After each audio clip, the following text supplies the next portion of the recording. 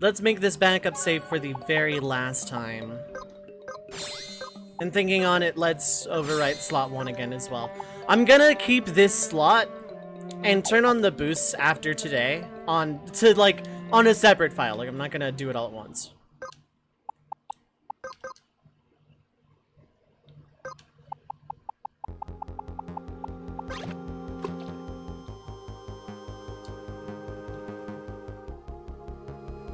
I read something about some kind of octopus. Also, I'm pretty sure Q long since left, but Q, in case you are still here, that really awkward platforming with owl into fish was in fact incorrect. I learned what I had to do. It's nothing I have access to right now, but I did learn that in fact I was doing that wrong. Just in case.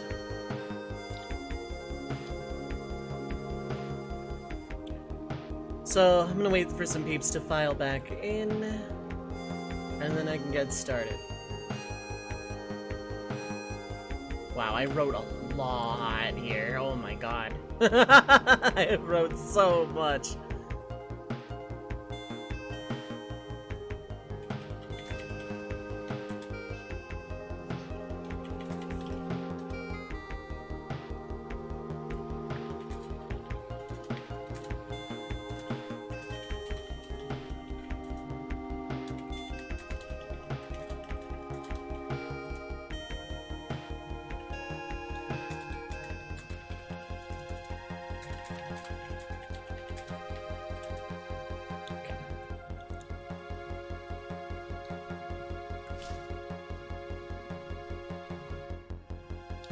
So I'm taking the hour to unpack everything. Jelly, paint, and rice. The rice part is what concerns me. Nothing here should pose a challenge.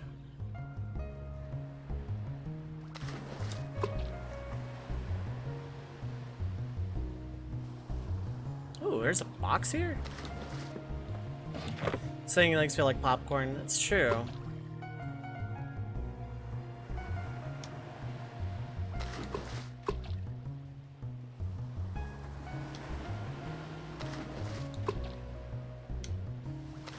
Another one. Z potion, Z potion probably. It'll be accurate and all that.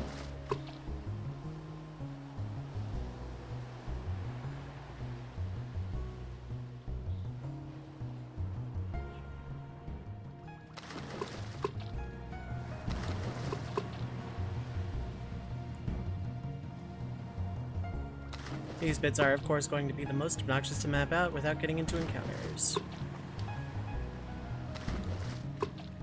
I will say, easy mode with boosters, the game feels really nice. It feels a lot more like actual Final Fantasy. Nothing does damage and things die super fast, and it's like super nice.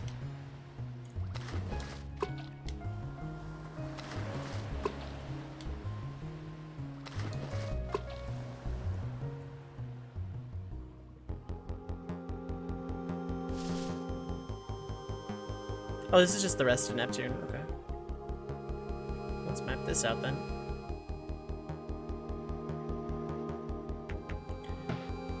Alright, chat room, who's all still here? Who's having a good Sunday afternoon, evening, night, Monday morning, Thursday o'clock? So yeah, after today, I will say this right now, after today, this is no longer main game, FF4 PR will be. I'm undecided if I'm taking a filler week or not to like give myself a breather from RPGs, or if I want to go straight into comparison and contrasting with an easier game. Because FF4 requires very little actual strategy. Pixel Remaster. Next is Pixel Remaster, then either Nier or Okami. Nier Automata or Okami. And I'll have the poll going for all of FF4.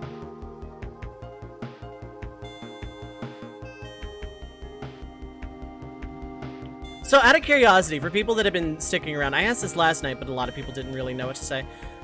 What do other people think of this game before I start giving my opinions of it? Before I start just kind of blathering on. What did other people think of this game without my opinion influencing anything? Just based on what you've seen. From me, from other people, from videos, what have you. What do people think of this game as a whole? Like, I'm genuinely curious what other people thought. Before I start, like, poisoning the well with my own opinion. As opposed to, yeah, exactly, from just watching it as opposed to playing it. Doesn't have to be super strong opinions. I'm not expecting an essay. They're welcome, but, like,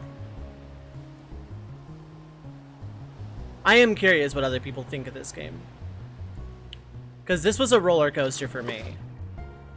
Pretty cute and fun. Gameplay because you haven't played an RPG in ages, you know what, fair. I will say I have not struggled with a turn-based RPG in a very long time.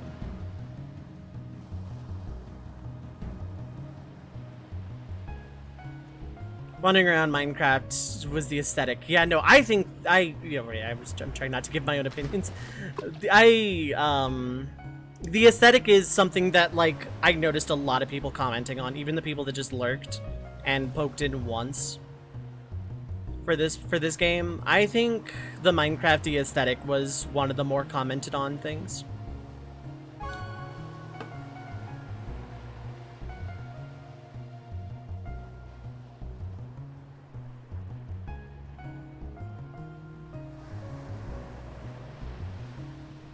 Why not message this person? I'm like, oh, there we go.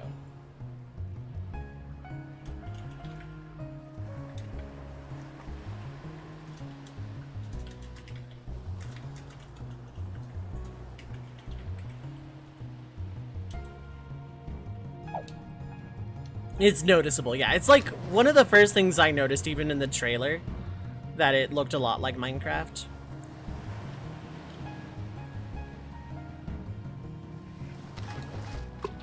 It's neat on how pretty open, despite the Metroidvania's progression through mounts. Can't say I fully understand the class's synergy from watching them personally. That's fair. The aesthetic and exploration seem to be like the biggest draw of this game to other people. It certainly was up there for me. Just the exploration and the movement and the Metroidvania-esque open world nature of the game was a draw to me. I'm not saying my opinion of it fully at this time because, like, I'm still trying to gauge other people. It's gated through mounts. Yeah, no, I think that's pretty cool. I've read some stuff on the ending at this point as well. And while it doesn't really negate my theory, I am missing information. That's all I'll say about that so far. I'm actually just trying to map everything at this point.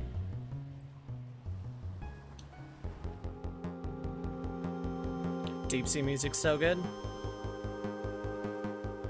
Seems interesting enough of a game, can't say much of the story, didn't seem as very prominent. That's like kind of the curse of open world games. For better or worse. I'm not saying whether I feel it helped or hindered yet.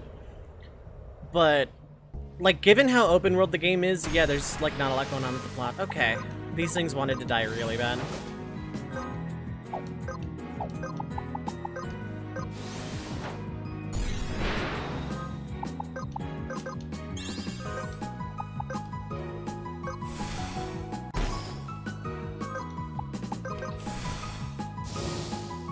Some of the bosses did seem kind of messed up for gimmicks, but it makes me wonder if they intended for you to switch classes more often. Quite possibly so. But I'll get into why I didn't do that a lot in my review.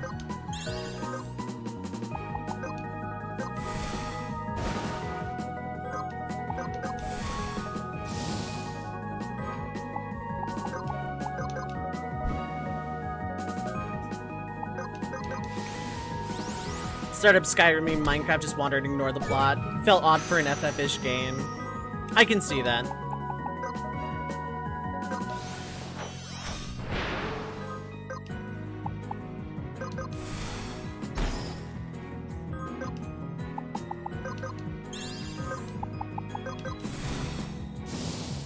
I like how in the end I returned to Red Mage.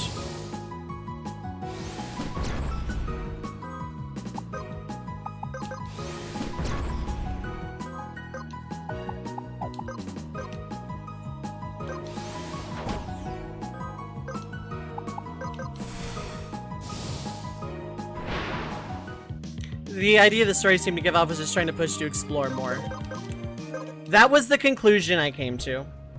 It was absolutely a drawn conclusion that I came to.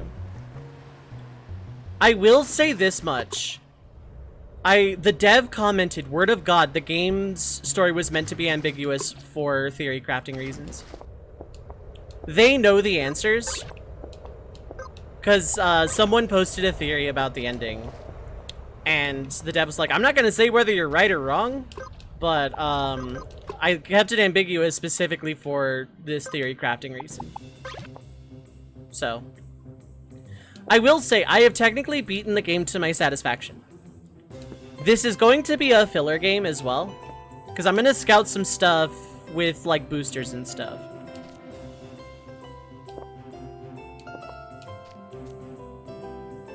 Like, I'm gonna keep 2 versions of the save file. One after today, as is.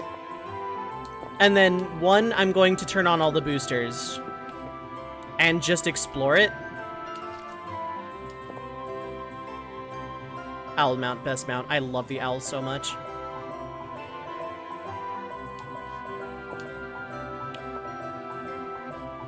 Nothing new in the wall of sports. That's something I didn't write down. I wish this updated more often throughout the plot. Like, the overall theme of this game was adventure. And, I think that's a pretty... I mean, it stayed consistent. It stayed very consistently adventure throughout, like, a vast majority of the game. Which is a good thing.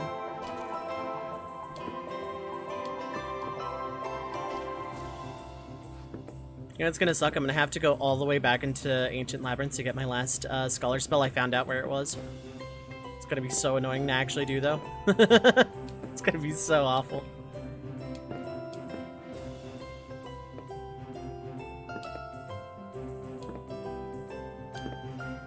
Okay, so people have filed in. I'm going to just list some pros, cons, things I, like, very specific gripes I had, and then, like, a wish list for a hypothetical sequel. And then I'm gonna give my theory on the ending, and then I'm gonna give the game, like, a rating. I'm gonna start reviewing all the games I play blind that aren't super retro. Actually, I'm just gonna review all the games I play for the first time anyway.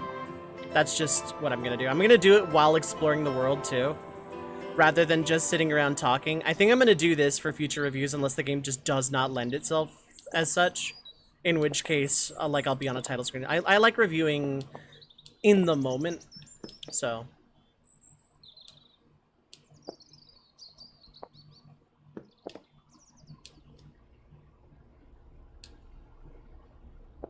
From the perspective of someone who has played, oops, that's lava, a lot of this type of game before. Oh, dear, okay.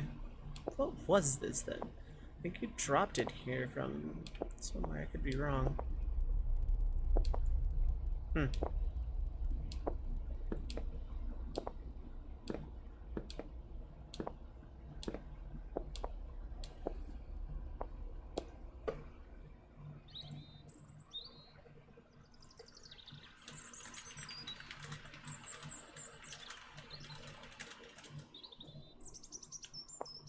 Oh, this Alex to give bad lava for Colonel Sanders. Not for Colonel Sanders. Screw that guy. That guy is the enemy of Bird.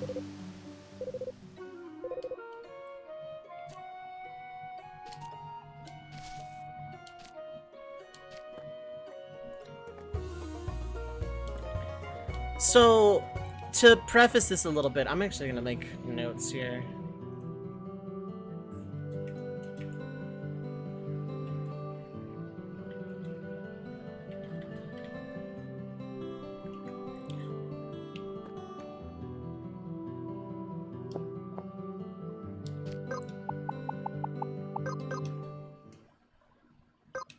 So, from the perspective, actually I'm gonna go by, yeah, just normal salmon. From the perspective of someone who has played a lot of RPGs and streamed a lot of RPGs, I will say that coming into this game, I am not exactly new to this genre.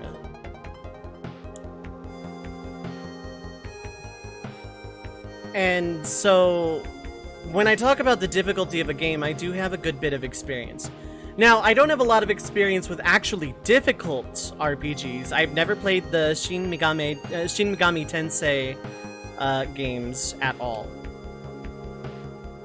I've never played a one. Like, I'm very used to the Final Fantasies. I've played a few Dragon Quest games. I've played both Chrono games, Legend of Dragoon. I have now played every mainline Final Fantasy that's not 11, and for the sake of this game, that doesn't really matter anyway.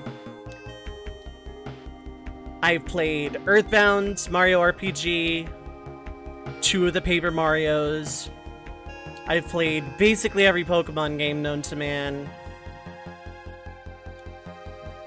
I have played Tactics Ogre and Ogre Battle. They're tactical RPGs, but they're RPGs. I've done challenge runs of a lot of the Final Fantasies. I dabbled in speedrunning for a very short time and will again with Mystic Quest someday. Essentially, I'm no slouch when it comes to RPGs. Like, when it comes to RPGs, I kind of know my way around. So really, this game kind of taught me I really should probably check out a lot more in the way of indie RPGs. Whoops. This was made by someone who loves the genre a lot and saw some things that they wanted to change about, like, how a lot of these games are played.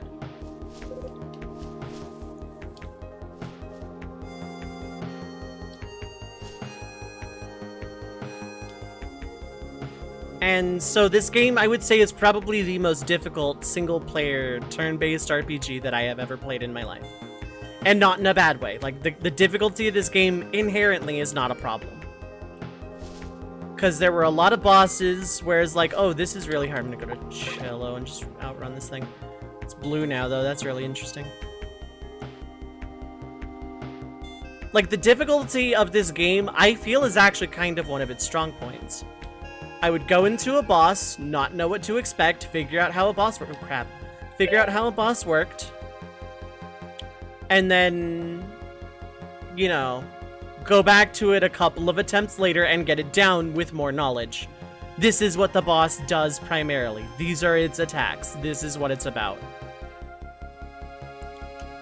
And for the most part, it wasn't that big of a deal. There were exactly 2 bosses throughout the entire game that I actively disliked. One of which mechanically, one of which for a different reason entirely, and I'll get to those specific examples later. How many crabs am I up to? 1, 2, 3, 4, 5, 6, 7, 8, 9, 10, 11, 12, 13, 14?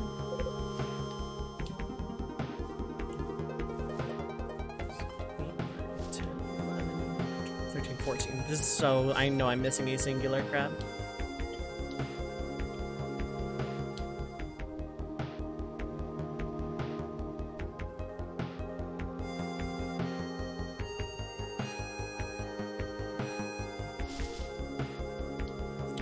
So yeah, I'm not exactly new to this genre, and I've done some challenge runs, and so I have some experience under my belt, but the dev made a difficult game. The selling points of this game are its aesthetics, music, its difficulty, and the exploration and platforming.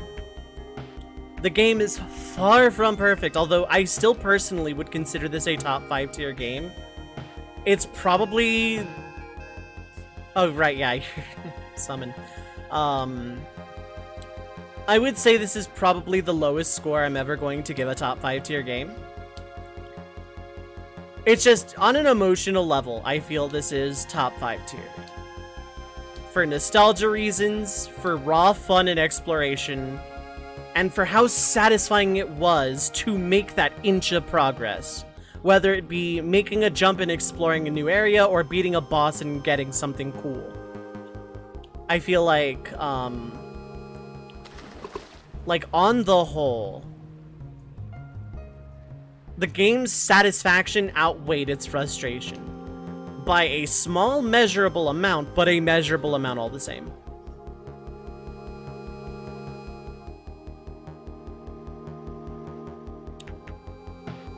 Like, the elation I felt, like, even difficult bosses that frustrated me, beating it felt super satisfying. Maybe I didn't pop off every single time, but every time I died to a boss and came back and beat it without grinding, it felt satisfying. I changed my strategy, I changed my execution, and thus I beat the boss that gave me trouble. I beat the difficult thing rather than the Final Fantasy thing of, oh, I gained a couple levels and I curb stomped it, the shonen anime thing. So the game's difficulty is super satisfying in my opinion. Its flaws come more from the execution of the underlying mechanics of the game, which I feel do a lot to hold it back, and I am not the only one who shares this opinion. I've been in the Steam discussion forums page thing. Ooh, crab. And deep sea scrap. Cool.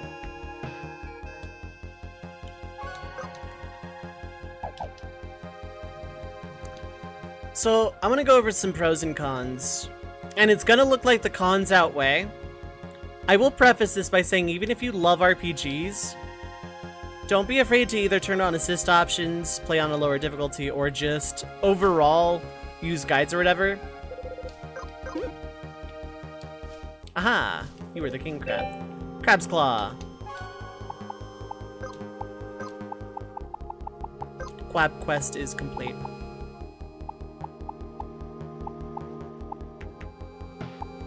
It's not an accessory.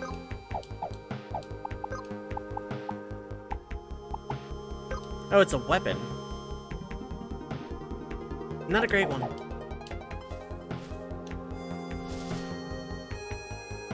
That's fine. The satisfaction was crabs. Now I just get to wander the ocean at my leisure. So, the exploration and platforming were always fun. Like, from start to finish. Granted, I play on a controller. If you're playing on a keyboard, it might actually get frustrating. But with an analog stick and a controller in general, this game's platforming feels incredibly good. It's responsive, it's tight. There's not a lot of, oops, my input was eaten. Oops, like, you know, I lost momentum. They're like, losing momentum on a corner jump never feels good. But a vast majority of corner jumps were like over water, over a pit, where you just reset to the spot you were at rather than having to redo everything. The game didn't Bennett foddy you, like, ever. Like, if I had actually done the platforming around Shodu, I probably would have felt that probably could have gone bad if I had missed a jump, but, like, considering there was a lot of narrow walkways and stuff, but I came back with the L's, so I don't know if that really counts. But every bit of platforming I did, which was still a lot, it was fun. And, like, I can count on one hand the number of times I felt frustrated at a platforming segment, like legitimately frustrated. And I think they were both of my own making. Because I was doing this really obnoxious set of, like, corner jumps, of F jumps. And yeah, I should not have been, because there was easier ways up that spot. But it was one of those, it's here, therefore it's possible, therefore I do, right? But, like, aside that, the exploration always felt good. There was not a period of time where the exploration felt bad. And the platforming always felt good, but play this game as on a controller, for the love of God. Get, like, an Xbox 360 or Xbox One controller and play it on that. I would not recommend playing this on keyboard at all. But other than that, I think the platforming felt super good. Considering how important the platforming is to this game, it was kind of imperative they nail it, and they did. So, like, the platforming and exploration is, like, just a solid 10 out of 10. The music is equally a 10 out of 10. They're, like, all the music not only just sounds good, but, like, when I'm judging music in a game, I don't just judge, oh, this sounds cool. It's more, I'm very immersed. how does this fit with where I'm at? How does this fit? How does this battle music fit the tone of what I'm doing? Is the battle music super repetitive? And in this game, it's not, because there's like a bajillion different battle tracks, like regular battle tracks.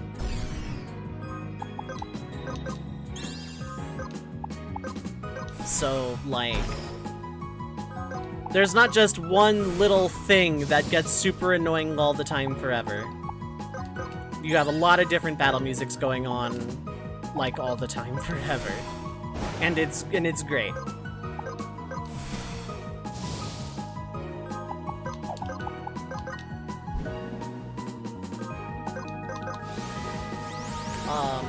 The art style.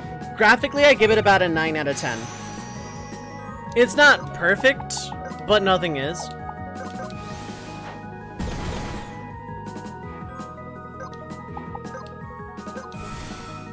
Like, the Minecraft style is very, very nice. It's pleasant.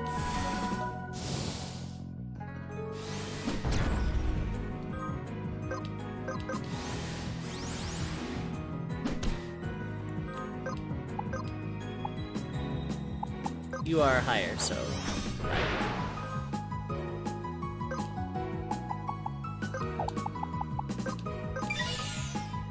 Every single time the game opened up with a new area or a method of exploration, like a mount or something, it felt really good.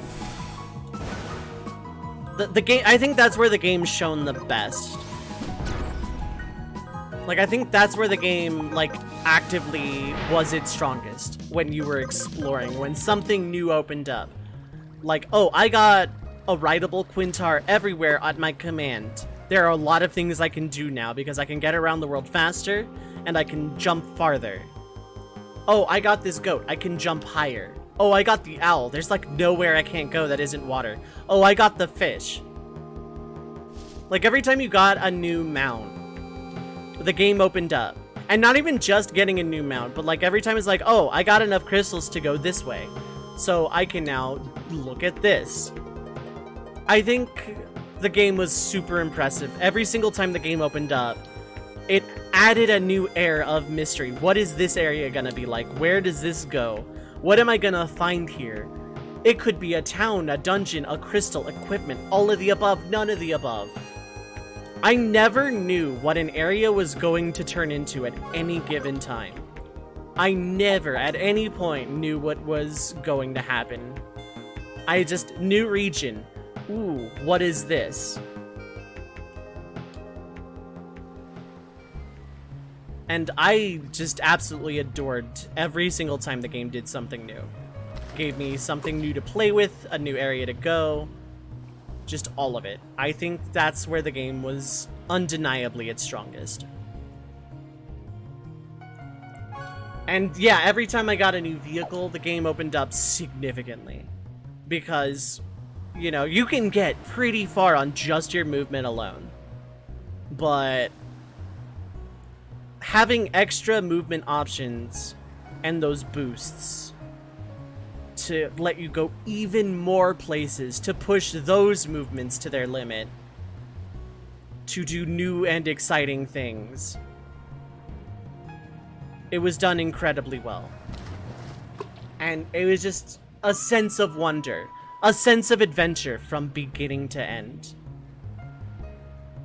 And in that, like, that stuff alone is why I still consider this a top 5 tier game, because we haven't gotten to the cons yet.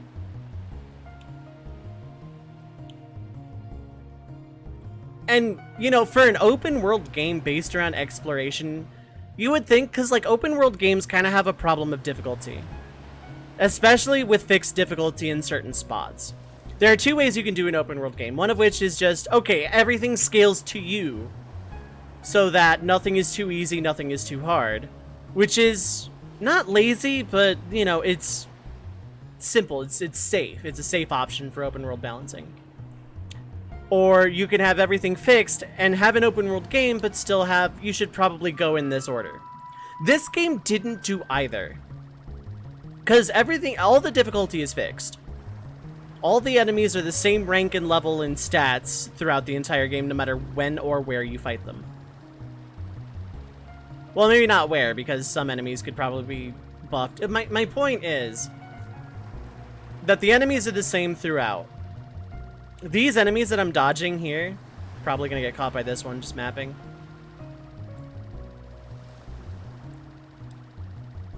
Like, it's the same enemy. No matter where in the game you are, no matter what level you are, it's the same enemy.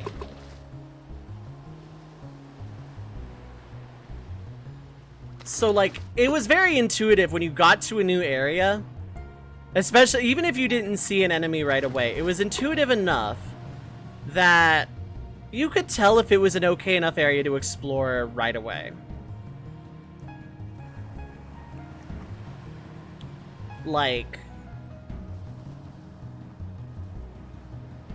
oh, I'm seeing orange flames. This is probably dangerous. I'm seeing red flames. I shouldn't be here. These are blue flames. It's probably okay to be here. I'm seeing green flames. I should have been here a while ago.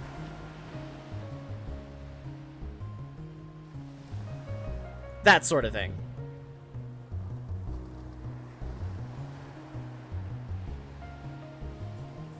I'm just mapping. So, like, it was pretty intuitive, at least for me, getting to a new area and be like... oh, that's a blue flame. I thought that was like a thing. It looked really weird.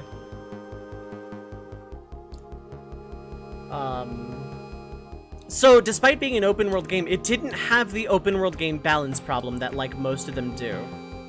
And I think that's impressive, to have static placed difficulty while still maintaining open worlds, while still feeling intuitive and still giving freedom of exploration and everything else. I think it was incredibly well done.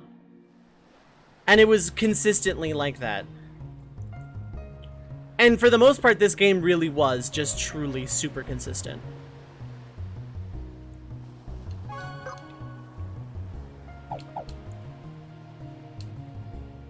Like, from start to finish difficulty-wise, like, yeah, the game got harder as it went along. Most games should, most RPGs don't.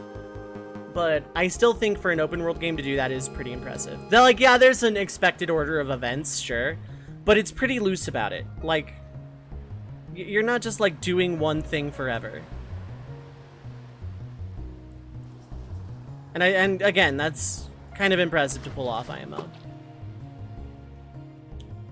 Being walled, quote-unquote, from an area, only to be able to get around it with either clever platforming or some kind of other tricks, felt super good. Like, sneaking out of Capital Sequoia's west side was like, wait a minute, tee-hee, am I gonna get in trouble for this? No, the guard's just gonna yell at me, tee-hee, I can go explore early. Oops, they're orange flame, I die. Because the enemies there are meant to be ignored anyway. Thinking about New Vegas, turn the wrong way, you run into Deathclaws. Yep! So, like, getting around even the game's walls through just cleverness and not being punished for it and not glitching out and breaking the game, meaning it was intended, felt really, really good. It was super, super satisfying. To, like, I'm gonna platform my way up here, let's see if the game stops me, and then the game never stopped me, not once. If a jump was possible and you could get around and do it, you were allowed to. The game let you, and you could explore from there. And you probably die, but you could do it. You could explore.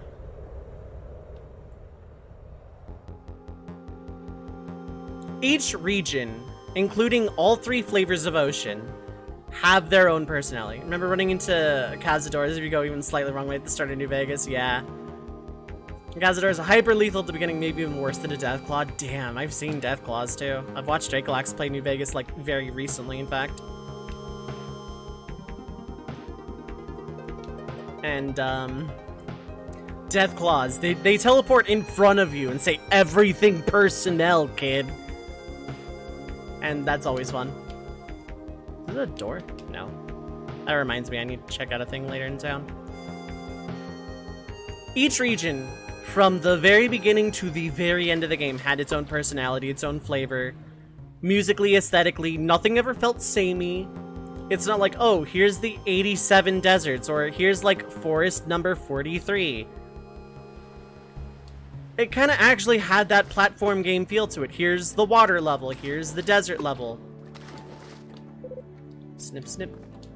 I'm gonna get into a battle and die, probably. Well, not really. I'm a lot stronger now. You're speedy. Not enough to care, though. Like, this was the jungle level. And the enemies were, like, constantly terrifying and a pain to deal with, but, like, you could get around them. The very beginning of the game was tutorial, happy, friendly Grandma Meadow. And then you had the open autumn plains of Delende. It's like, you don't see autumn as a flavor of early game very often. I think that's super neat. You know, you had the icy tall mountains where everything was terrifying. And you had Land's End, which was like icy mountain. You had mountains, you had forests, you had jungle, desert, ocean, other ocean. And like nothing ever felt samey. Nothing ever blended in a way that just didn't feel right. The game's world is super interconnected. And super fun to explore. And like once you have full reign of the world and can see finally after all these hours see the full scope of the entire world, it's super nice.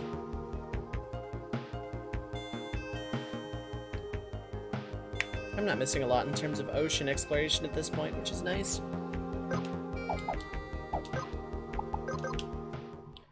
So like, you have this big open world, and it's pretty big. Like, when you start getting more movement options and can explore it a lot more, it's different. But like, at the start of this, it's like super gargantuan big.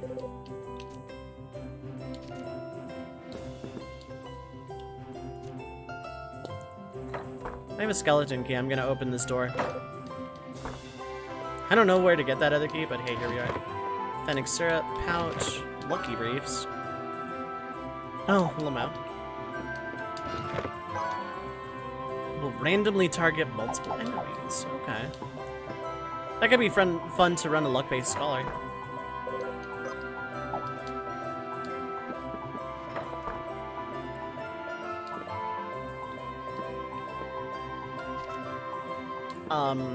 Yeah, just having each of the regions, like, just kind of on their own does feel really good. The world is massive, especially at first. Like,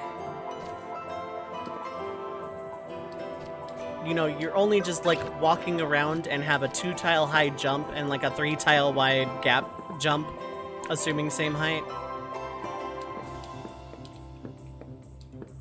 But like, and then being able to see the full breadth of the world, you really get to just take in all of each area's stuff like in a much more zoomed in lens, and it felt incredible.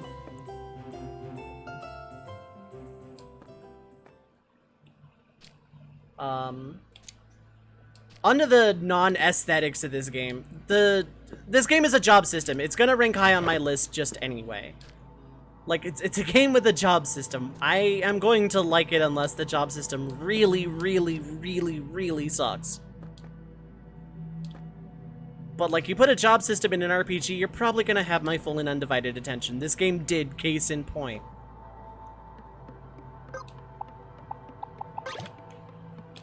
And the jobs were super cool. Like, a lot of it was, hey, it's this job from Final Fantasy. But, like, as a Final Fantasy fan, I like that a lot. So, you know, I'm not gonna complain about it. Did not think so. Worth a shot.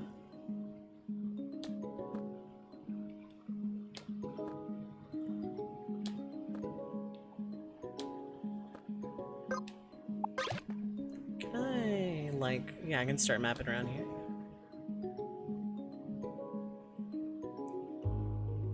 Get a little bit more Fog o' War.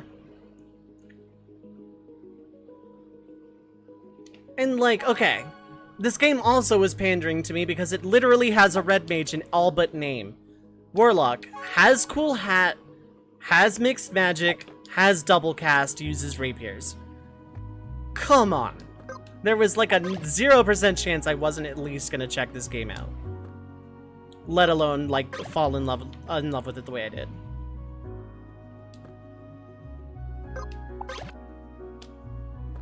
thought so. But maybe that jump is possible.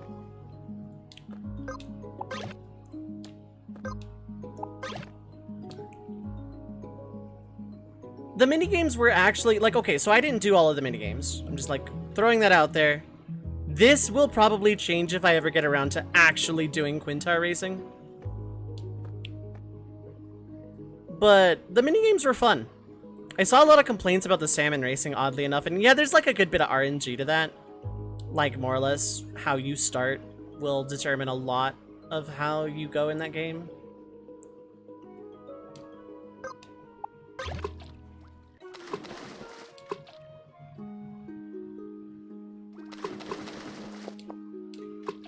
But, like, from what little I played of the minigames, I wish they hadn't all been races.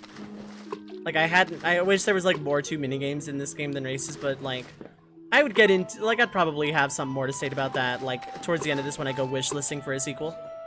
Now, I know the dev is not gonna watch this, but I'm also giving this review in the off chance that, like, maybe they are.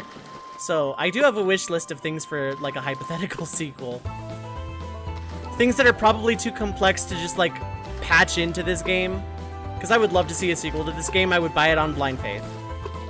I will be following this dev's work and checking out other things they do if they ever do. Hopefully that is not an if. Hopefully it's a when. Fish race, chicken race, sprint race, derby race, space race. Okay, space race would be okay.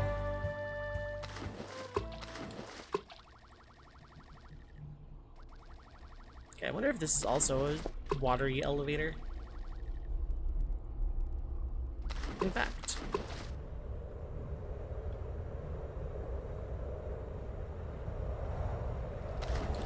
I would have loved, maybe not a card game, but some kind of mini game to do, like, over the course of the entire game. Probably would have detracted from adventure thinking on it, but, you know, whatever.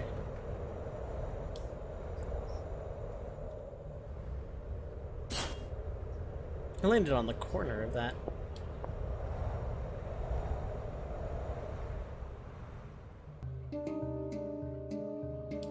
So Land's End was an interesting spot, like getting off topic. I thought this was gonna be like the final dungeon. Or like one of the paths leading to the final dungeon. Like, I knew pretty early on, like the first time I went into Castle Sequoia that it was gonna be the last dungeon, but I thought this was gonna like tie into it somehow. Because it's called Land's End, so like...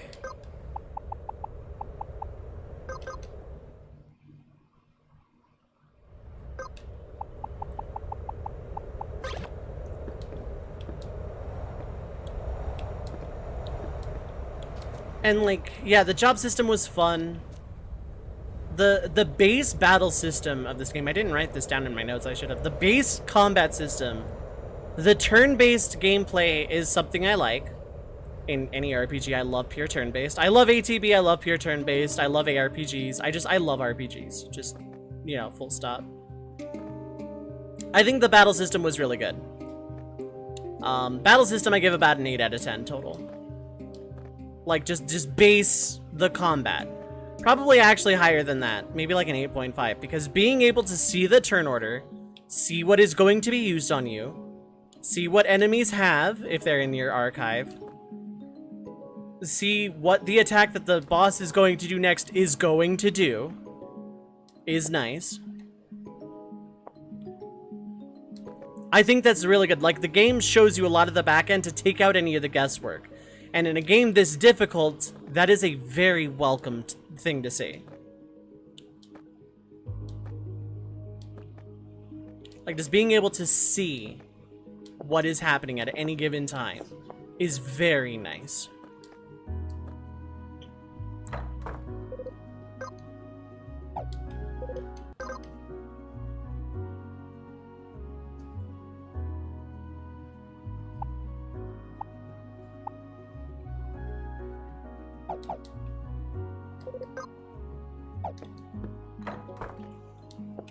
So, yeah, the battle system I give about 8.5 out of 10. Really, really strong overall. It would be higher because, you know, we'll get to that in the cons. The writing. The lore and the writing of this game is super fascinating. I give it about an 8 out of 10. 7.58 out of 10. the air of mystery was there the entire time. I just kind of really wish that the characters had been a little bit more prominent all throughout, rather than just showing up and then leaving. Like, because early in the game, there's like a lot of people you can talk to. There's a lot of characters. There's a lot of dialogue, and there's like a lot of really cool, funny, fluffy stuff going on, and the characters all have very, very good personality. They're not samey. The characters have character. The writing in the character department is incredibly strong.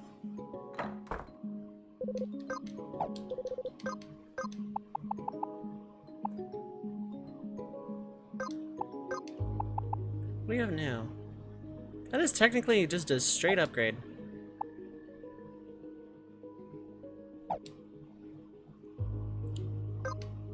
No reason not to.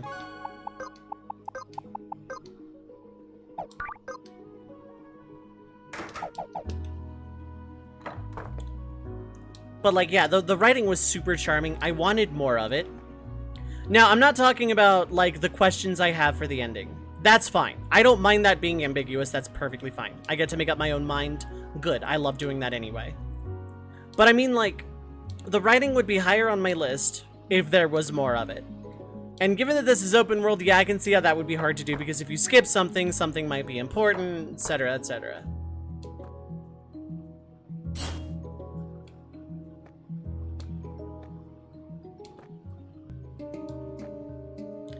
But, you know, because the game had a lot of charming writing in the areas around the demo, and then it kind of tapered off. But, like, if there was more of that writing, I probably would have, like, been over the moon about it. More Chloe, please. Chloe is an actual international treasure. Also, the game's humor. Say what you will about meta humor in an indie game. Like, okay, I have an idea. Let's make an indie game with meta commentary about video games. But I think it resonated with me. I actually really liked it. I liked the humor in this game. I liked some of the very obvious enemy names as references. I liked some of the areas. I liked the dialogue. The humor landed with me a lot. I'm just gonna bully this thing, whatever it is. It's Chimera, I'm bullying it.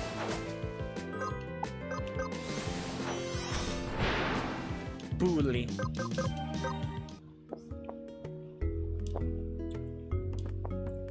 Like, when the game tried to be funny, I laughed.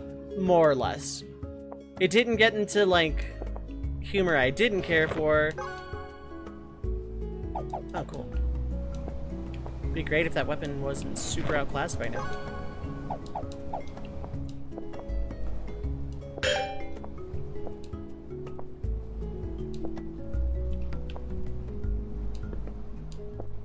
So, like, in terms of writing, yeah, probably overall about an 8 out of 10, because when it tried to be funny, I laughed. When the characters were being the characters, I was engrossed. I was completely, like, immersed and enamored the whole way. The writing never really missed a beat with me exactly, so I can't... So in that regard, yeah, but let's say 8 out of 10. But I also know that, like, video game meta commentary humor doesn't work for everybody. Like, just in the interest of, you know, transparency, if that's not your thing, you might not like it as much. Finally mapped this part out after all these years. Dang.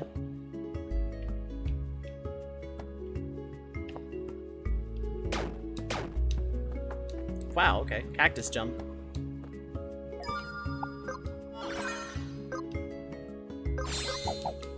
Because I'll need to come back here for that scholar spell eventually anyway.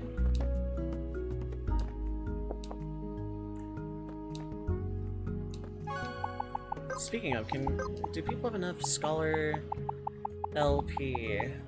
Yes. No. It's 25, never mind. I'm wrong.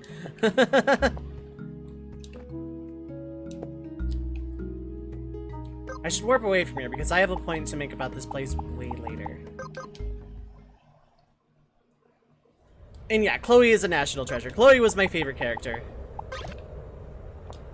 Chloe, who's going around fishing for birds and wants friends, and is just kind of bizarre and a little eccentric. I thought she was great. I think she's my favorite character by like a lot.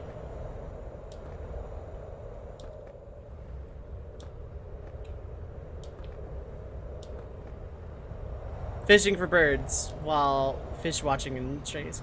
I wouldn't be surprised if she had done that, but no, she was really into birds. God, those are still that, okay.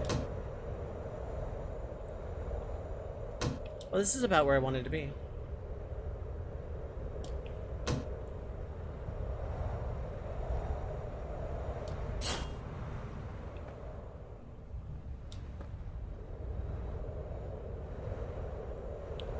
I'm full of woodpecker out of the water.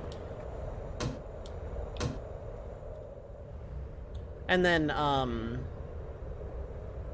the other PvP squad constantly giving you a hard time. That was pretty fun.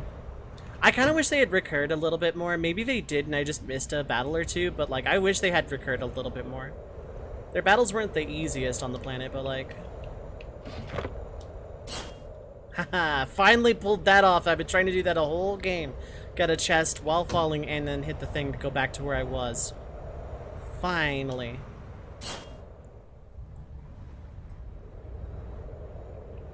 And honestly, as someone, like, I bill myself as an analytical variety streamer, which means I like to do theory crafting and what if stuff anyway.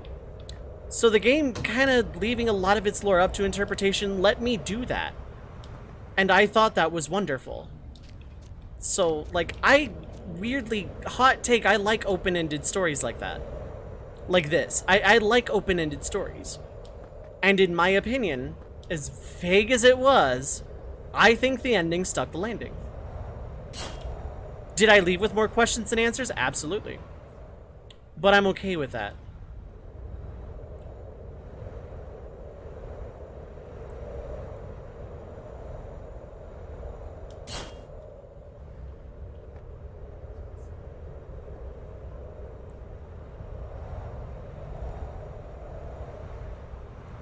I think as a whole, the narrative and the writing really did it for me.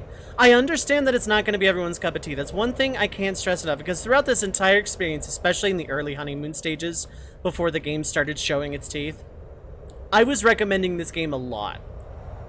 And I know a lot of people gave me the exact same response. This looks neat, but it's not my cup of tea. And then I would start getting frustrated with the game, and they kind of like, wow, I dodged a bullet. I think this game is great, though. Despite the big tirade I am about to go on for all of its cons, despite all of the opinions I'm about to drop, and all the critiques I'm about to lay, let it be said that I do love this game.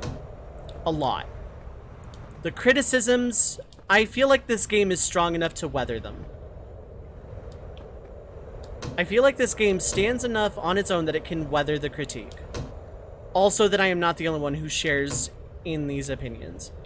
They're not exclusive, they're not universal opinions, because then the game would like fundamentally have changed around them.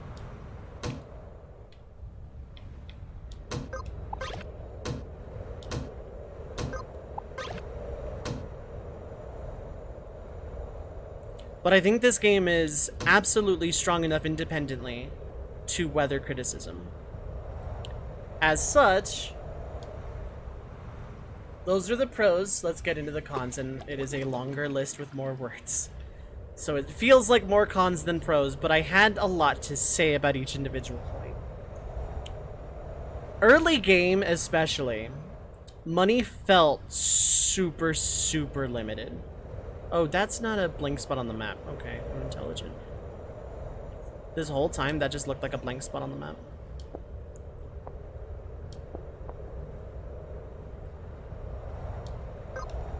I'm going back to Neptune. I want good music for this.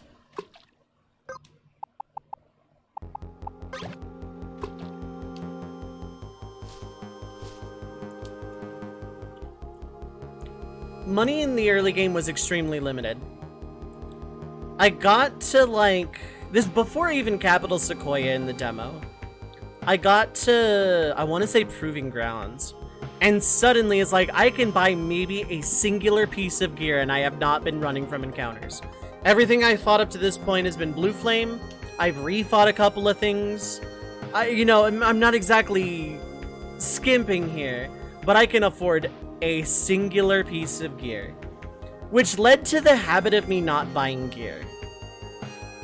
Which probably exacerbated the difficulty by a bit.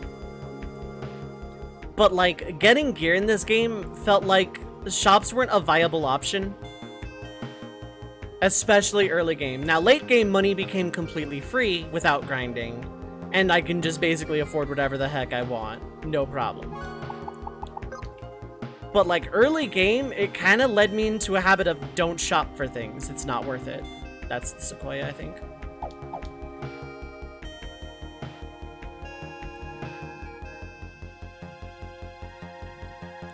And then it like kind of boiled down to starting choice paralysis. Like, okay, I can afford like a singular piece of gear. What will be the best bang for my buck? Who needs gear the most? And it usually boiled down to getting stuff for my tank because they were constantly getting outpaced. I'll get on the tank rant again momentarily. On that same note, crafted gear, like the silver, gold, and diamond gear. The diamond gear is really good. None of it has any special abilities. And you would think that for gear that kind of awkward to get, that it would be a lot better main stat-wise to make up for it. And in the instance of diamond gear, yes. Because I think I'm still using some diamond gear. I'm using a diamond sword, diamond bow, and a diamond robe. Like, I'm using some diamond stuff now. But I didn't use silver stuff at all, because by the time I found silver, I had gear that outpaced it. By the time I had gold in enough quantities to where I could probably get something, I had gear that outpaced it. And towards the end with diamond gear, it's like, I desperately need gear because, like, I don't know what to do. I'm, like, constantly dying. And I got diamond gear, it's like, okay, this is actually pretty good now. But it took until then for the crafted gear to be, like, actually worth it. I didn't really buy gear, I didn't buy accessories because from the early onset of the game, I wasn't really incentivized to. Shops were kind of sparing, and I didn't have really enough money to warrant dropping all of it on like a couple of pieces of gear to get me by. Now that I know that's how this game works, that's fine. I can get around that, I can work with it. But on a completely fresh first play, it didn't really incentivize me to buying gear. Which is a mistake on my end, I admit. But I feel like, you know, the game should have either just like had bare bones shops to begin with, to be like, yeah, you're just gonna find better gear out there. Or something. I don't know. But like, money was a huge problem in the very, very, very early game. And just, you know, it gradually got better, but it took a lot of time for it to get better enough that I finally felt okay just buying gear. Even though I never had enough to just buy everybody enough equipment, which again kind of ties into the classic Final Fantasy problem. You get enough gear to buy out everyone's gear upgraded for a town, and you go curb stomp. And while this game is very heavily influenced and inspired by Final Fantasy to a large degree, it definitely tried to trope break. But as a result, it led to situations where shops did not feel useful or worthwhile. Because money was such an extremely limited resource. I needed to keep my items up even though I found way more items than I ever needed. I think there's still a good chunk of them in Lost and Found even. But it's like, gear was way too expensive for how not money I had. Oh, hello, this is a thing. Just a weird wooden structure just kind of chilling here.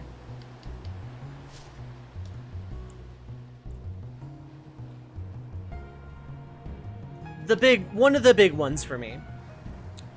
This is a game with a job system, but I feel like the job system is extremely limited. Case in point with my tank. I can do a single target, really big threat gain. Which I do need for single target bosses. Because Warcry doesn't generate a whole lot of threat. by comparison. The Defender stance. Berserker is kind of useless, but Defender stance, which is really good for a tank for a physical boss, of which there were many. Power Break, which I'm gonna have a whole other rant about later. Armor Break. These were kind of useless. They should have been on cooldown instead of AP, or something to do with AP and cooldowns being just, like, amalgamated somehow. And then, passives I'm not counting here, because passives are passives. I still think passives themselves are also way too limited, but it leads to more specialization, but if the game lent itself to that, it probably would have gone better. So I need Power Break and Armor Break from this skill set in Defender, and the single taunt. Aegis has Magic Break and Resist Break, so naturally, yes, subclass Aegis, right? Well, Valkyrie has an AoE heal to regen, a re-res, the only AoE protect in the entire game, casting re-res on someone else, resetting cooldowns, which is, I didn't use it a lot because, you know, tank, but still.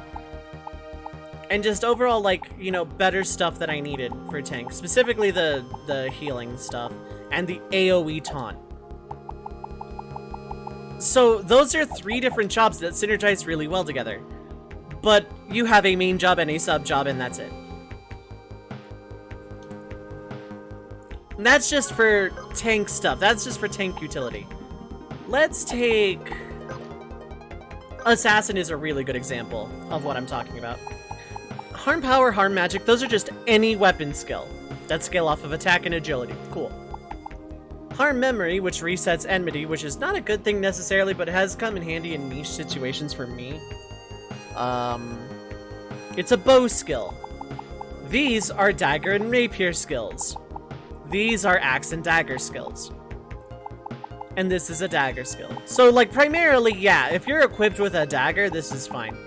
But at no point with just Assassin by itself can you use the full kit. This is a bow. The rest you can use on a dagger. But if you're using an axe, you can't use these. If you're using a rapier, you can't use these.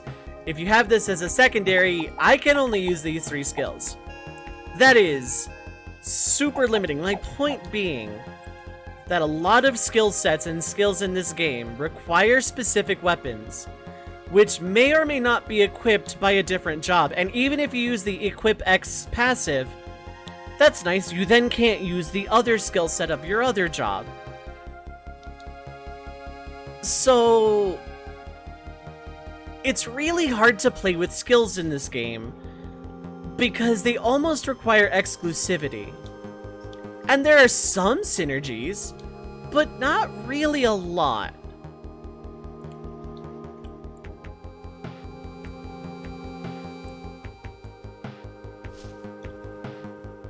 Like, the synergies, like, things requiring certain weapons, some of them make sense, but I tried to subclass Reaper on my tank for the lifesteal.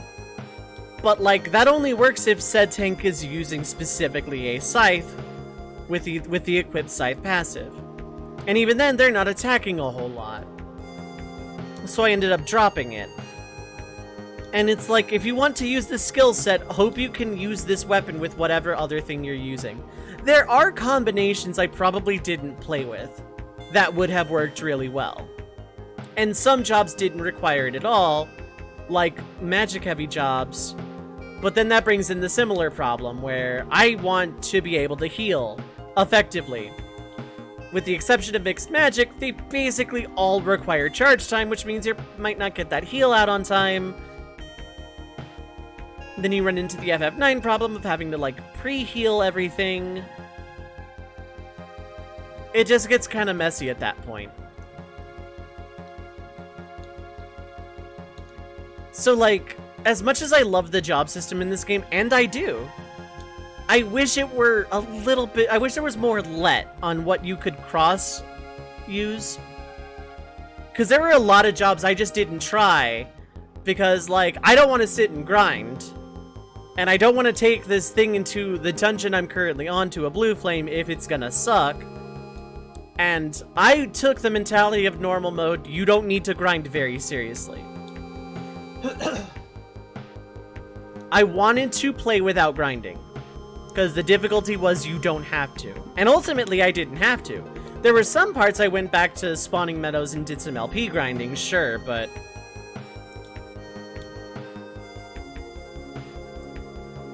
more the exception that proves the rule, I guess.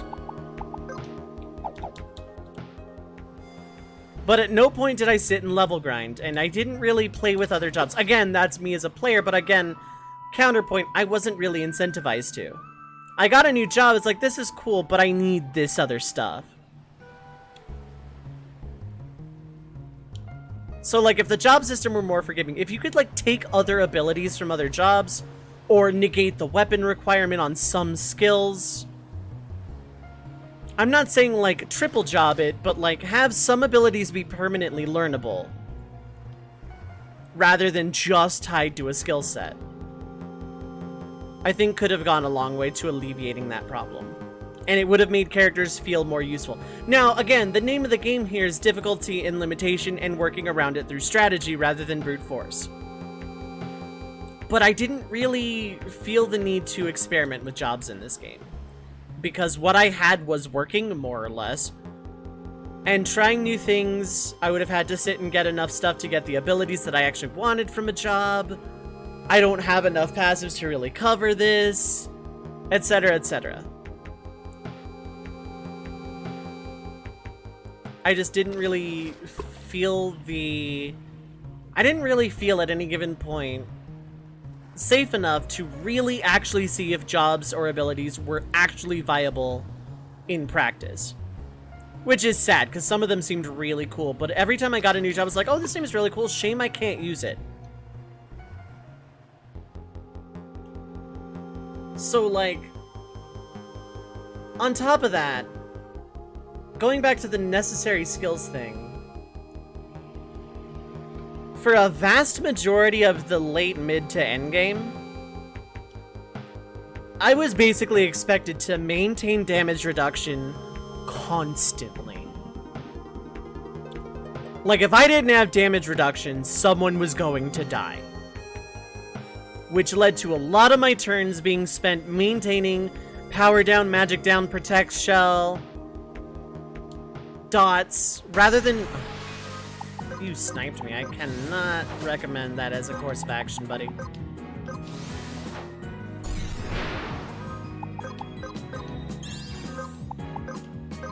I should actually go heal after this.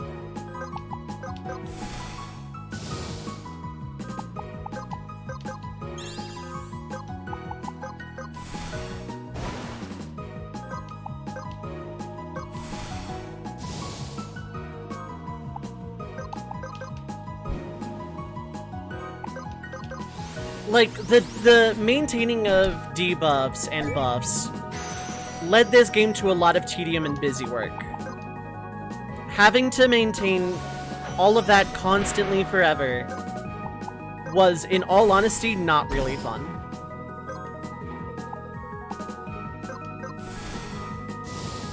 It led to, it would be really cool if I could, like, go with this stuff, but I can't because I need this. I need power breakup, because otherwise my tank is gonna die or my healer's gonna pull. I need this. I need that. And it just...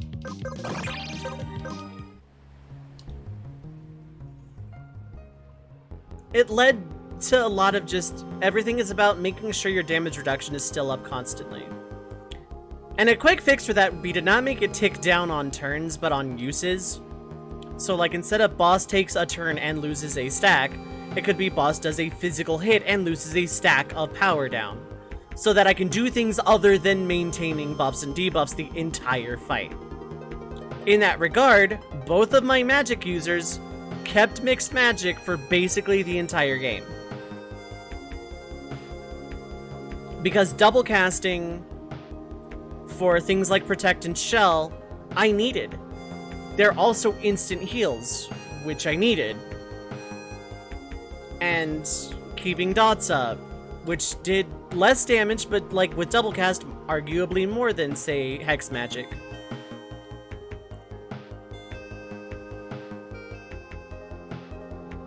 Like, which kind of just forces parties into very specific builds. Of, you can play any job as long as you can maintain these particular mitigations and survive. Which felt more tedious and busy than actually fun. There were a lot of jobs I passed up because they couldn't fit into the keep maintaining buff debuff rotation. And a lot of jobs and skills I just didn't bother. Because, like, this is cool, but I need mixed magic. This is cool, but I need Warcry. This is cool, but I want to keep doing damage on Lucia. So in essence, I had a healer who buffed, an offensive mage who primarily spent a lot of time buffing and debuffing, and a tank who was primarily debuffing and taunting. I had one damage dealer throughout the entire game, in effect. Which, again, the game was trying to get away from the typical, you know, Final Fantasy, everything is just raw damage and you just win forever because you cast Super Mega Ultra Flare.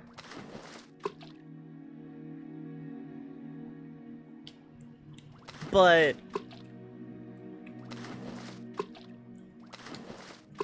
I think there's a good middle ground between, because the dev has said that without that mitigation requirement, that the game would be way too easy for people that did. But counterpoint, spending every single regular and boss battle maintaining mitigation and nothing else is kind of not fun and one note strategy-wise. So, like, boiling down to just keep up power down, keep up magic down, keep up protect, keep up shell. And it takes such a huge toll on the turn economy to do so, means that's 70% of every fight is going to be that. And honestly, that's not fun. It's one note. For a game that was a lot more intuitive on strategy in the early to early mid-game, having late game have everything have some kind of AoE that you have to mitigate and take a large chunk of turns to do really wasn't fun.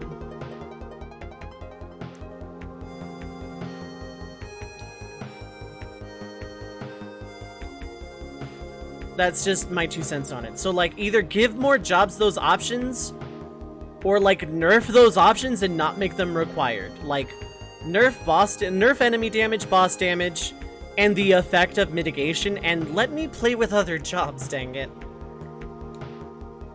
Like, I'm on normal. If this were hard mode, it would be fine. Because, like, okay, you use your full kit, you use every ounce of strategy, and people who have played hard mode, ironically, don't complain about the difficulty. They're happy. They're happy with this game's hard mode. Cool. Not gonna touch hard mode. I'm talking very specifically on normal mode. Hard mode can do whatever it wants, because whatever it's doing seems to be working with its intended audience, and you know what? More power to them. It ain't for me. I thought this game was pretty hard. Not like, oh, okay, it was the hardest RPG I played, but it's like wasn't unbearably difficult. Because like I did clear most everything reasonably quickly. I wasn't ever stuck on a boss or a segment for too long. But like again, I knew the song and dance. You buff, you debuff, you mitigate, you go. Never did figure this out.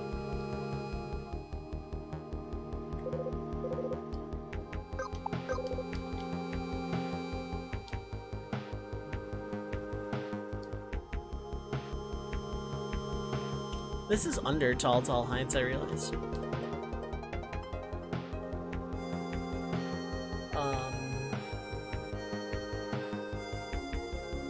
And like, I ended up skipping a lot of jobs because it's like, this doesn't play into...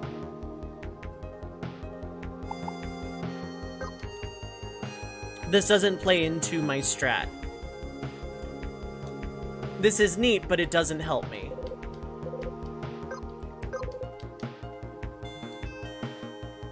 So... a lot of the jobs I just haven't touched, which is a shame, because some of them seem really cool.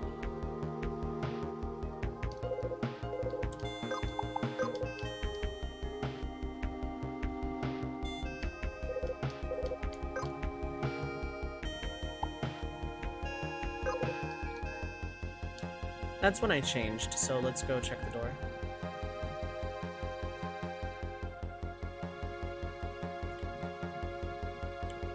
Towards the end of the game, tanks felt like a dead weight. They were a bad habit I couldn't break. Ooh! Nice. It's gonna be a boss. It's a box. Treasure finder. Oh.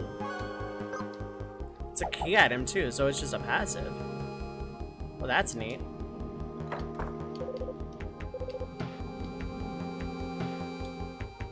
So I had every other question right.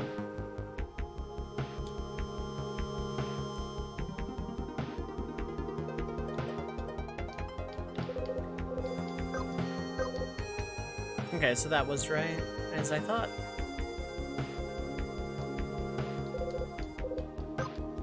Behavior sequences overalls. I don't necessarily fully get that one, but that sounded right.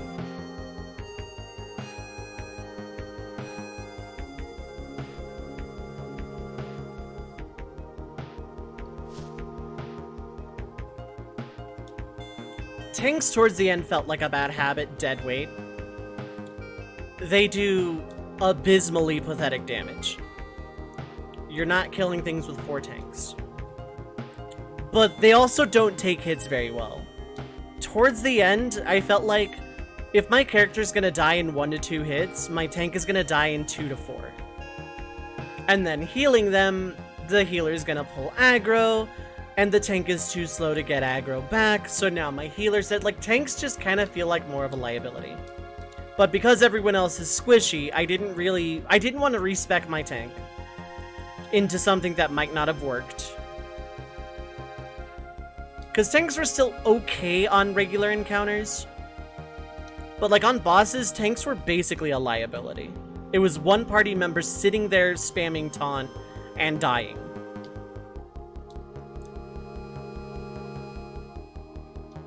But I didn't want to switch off because then, like, oops, my party is gonna die. I thought about going Ninja Samurai, but I didn't want to test an entirely new thing, respec it, and send it out into the wide worlds on paper. First, just a guess in the hopes that I would have gotten through battles more smoothly.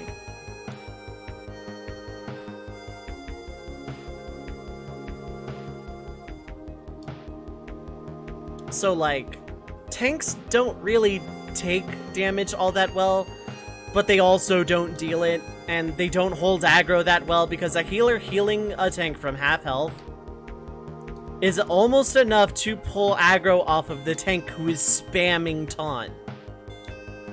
It's not a good tank. Tanks aren't really good at tanking.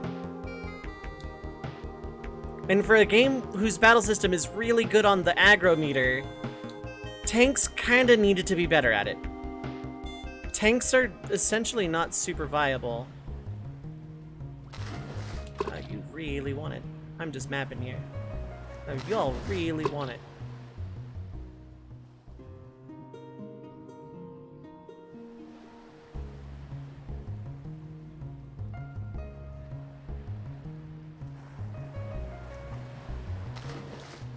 I haven't explored around here in a very long time. So, like, I do wish tanks had been better because, like, you're kind of inherently taught from early game that tanks are really good. Because in early game, they take a lot of damage. They can take a good amount of punishment for needing healing. And they can hold aggro because battles didn't last that long. But, like, late game, my tank was spamming taunt and basically nothing else. Maybe a regen. Maybe a power down if I could afford it. If I could afford the turn.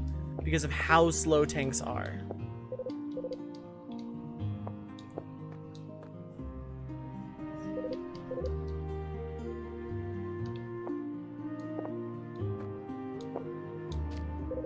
Where's the good sheep? Yeah! I like that kind of humor in this game.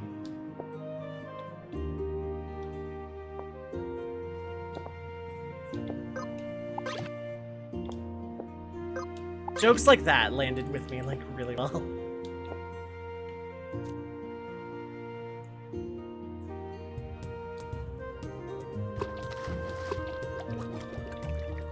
There's a box down there I never got. A potion. Nice.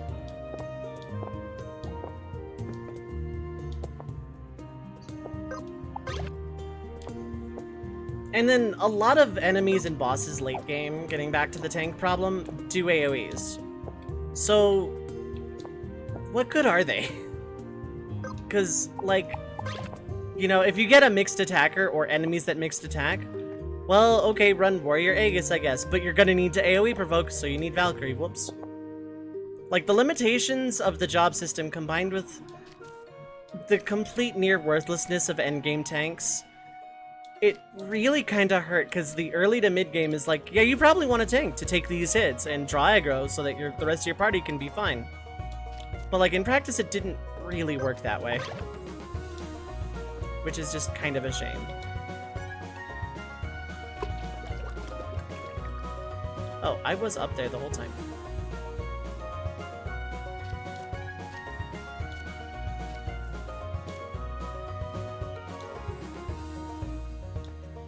Here we go.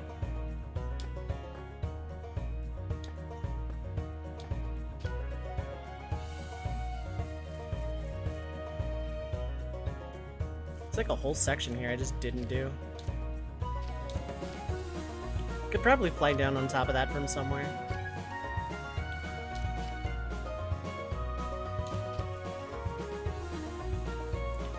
So like if you ran into enemies and bosses late game, which you will, that just do a lot of AoEs, the tank is just kind of not doing a whole lot. But you can't switch at will, which again is a limitation I actually like though. Not being able to switch jobs at will. But it would have really come in handy in one dungeon in specific, which I'll get to later.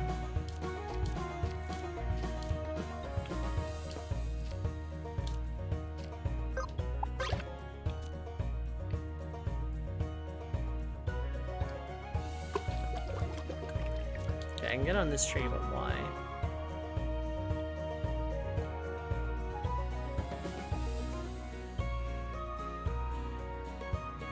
But yeah, basically, endgame tanks kind of one of two things happen. They kind of just can't really do their job or up into spamming aggro. And then they take a bunch of damage, they get really, really hurt, even with buffs and mitigation. So you heal them, but then your healer takes aggro, then dies. Or the tank dies, aggro goes all over the place, snowballs into a party fight. I've already talked about the constant need for damage reduction, making battles a chore, and just, you know, that being like the game.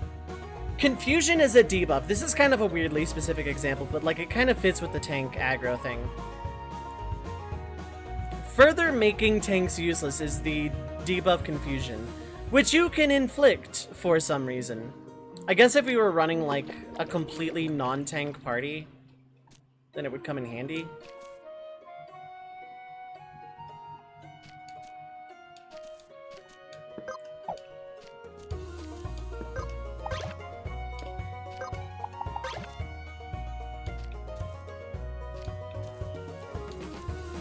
So then I would guess, maybe?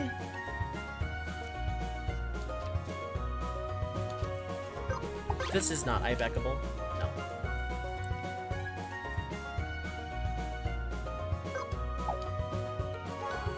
Where's somewhere high? Volcano, technically. Yamagawa, technically. There's no shrine up there.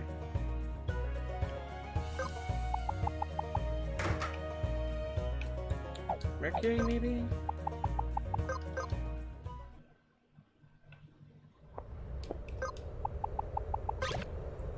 Confusion, just, you know, target is chosen randomly. Okay.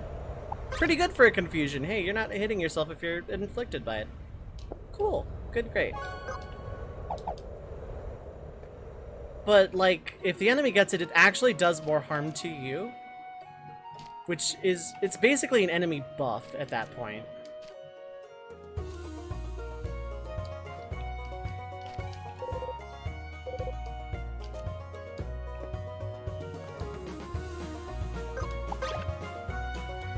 So like, cool, Confusion doesn't suck if you get hit by it, except, I mean, yeah, it does.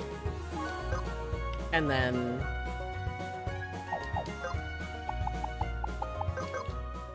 you never want to use it because then your tank is quite literally useless.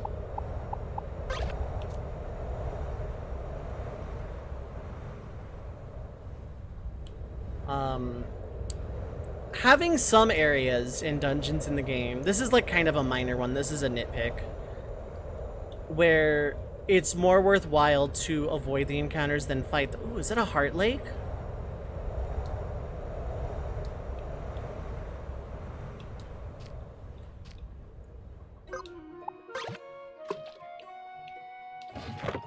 Chartreuse.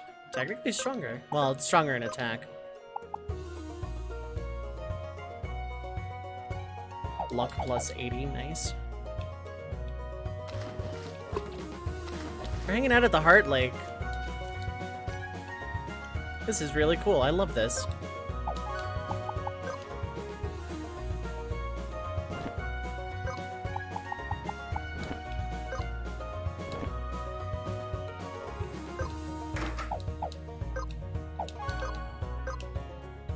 Oh cool, you can have multiples of each marker.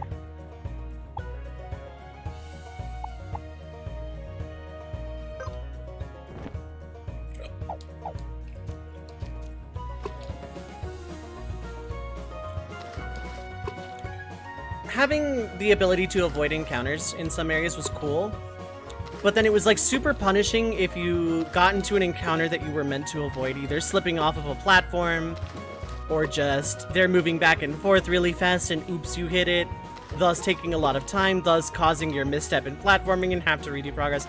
Like, the platforming never Bennett-foddied you, but sometimes the encounters did, and that just kind of was unfortunate.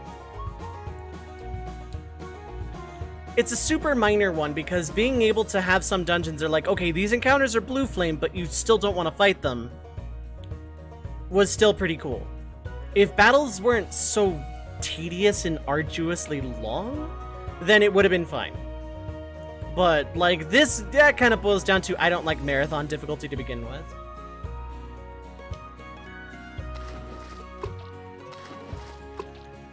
Now for very specific gripes.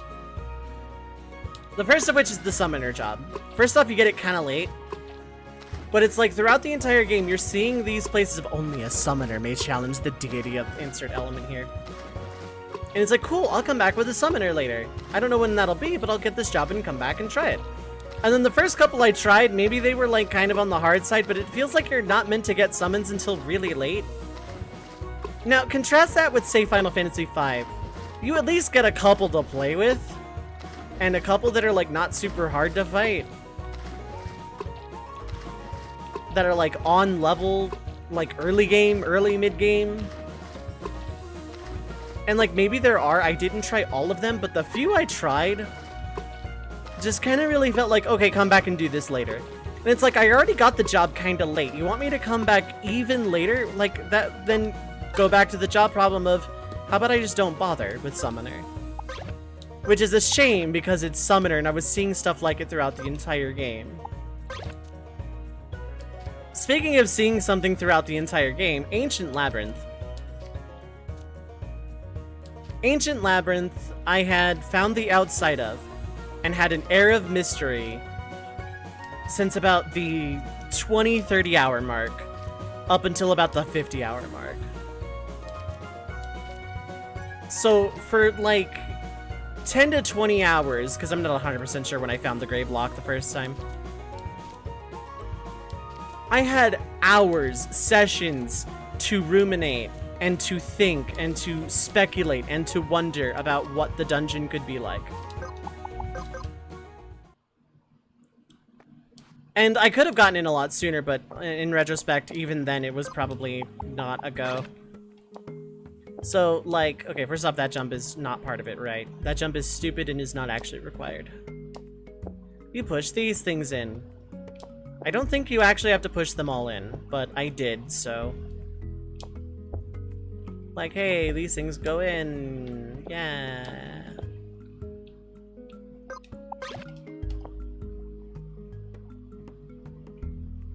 Cool, I have to Ibeck this again. This is another good example. Like, hey, you get into this spot and you fail a jump, so you gotta, like, platform back up again.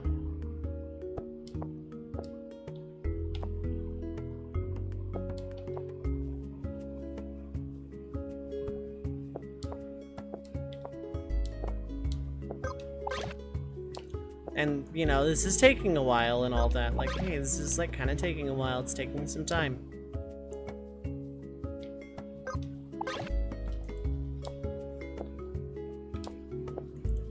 This is, like, one of the 2 platforming segments I got frustrated with, but not because of the platforming in Ancient Labyrinth's case. Like, yeah, you're mount juggling. That's pretty cool.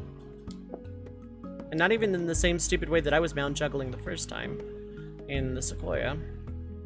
Hey, you're here. Cool.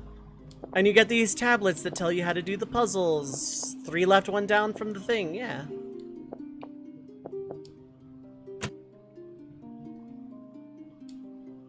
You get down here. I'm not going to get into an encounter to test it. I'm just going to show them off. They might still be orange. Yeah, they're still orange. You cannot avoid these. This diamond I missed. And another box over there if I feel like taking that battle on. This dungeon is... You can only do magic-based attacks in any of these battles.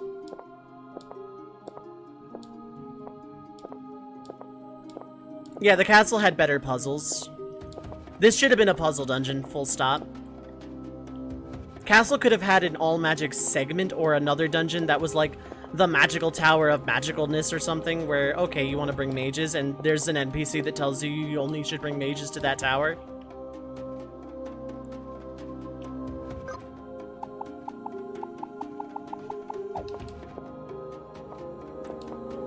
So, like, these are orange flame. Granted, the dungeon is optional, but it's like magic only. Now, keep in mind, normal mode says no grinding required.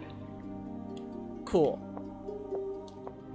Also, this dungeon with no tell, no mages. There was no home point at the start of it, so oops, I found out the hard way. Let's change to magic jobs and do that whole platforming segment all over again. I think that is not well designed. I don't really care for that on a design standpoint. Because you advertise the difficulty as anti-grind. You don't grind in this difficulty. And yet... Oh, here's one I missed. Cool, it did nothing. And yet, hope you have all 4 party members spec'd for magic.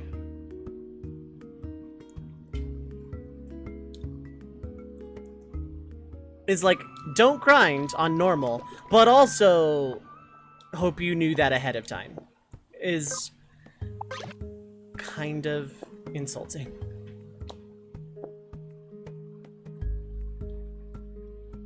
It didn't feel good in any case. And all for a worthless shield that can reflect a single target magic, or reflects all single target magic. Cool. Good. Yeah. Great. I was expecting my last crystal. Nah. Just a worthless shield. On a boss that I had to do a cheese strat to because I didn't want to grind up a bunch of magic jobs. And then damage race. It's probably meant to be done way later than I did it. But it was so worthless. Like... What is the point?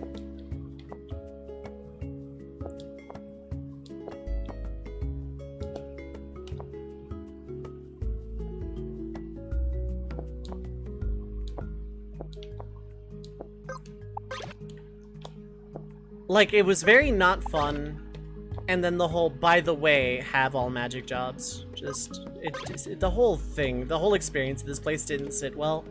After spending a large number of hours wondering what this place was like, and, like, what kind of dungeon it would be. And then it turned out to be so horribly disappointing.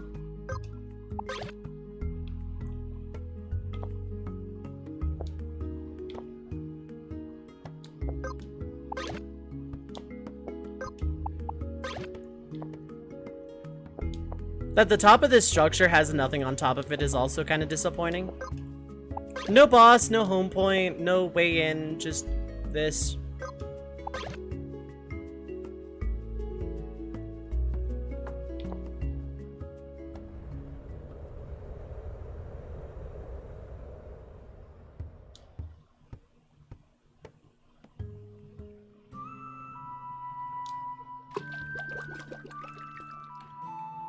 And then Misha, like you said, the castle just had better puzzles.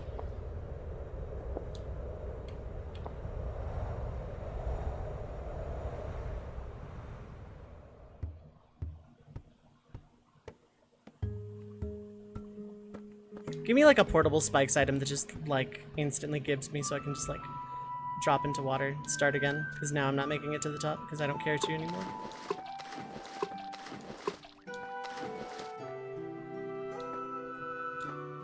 The other singular boss that I had a problem with throughout the entire game, even other ones that frustrated me I still beat and still felt good about afterwards, was Weird Woodman. Mint, what was your nickname for that guy again?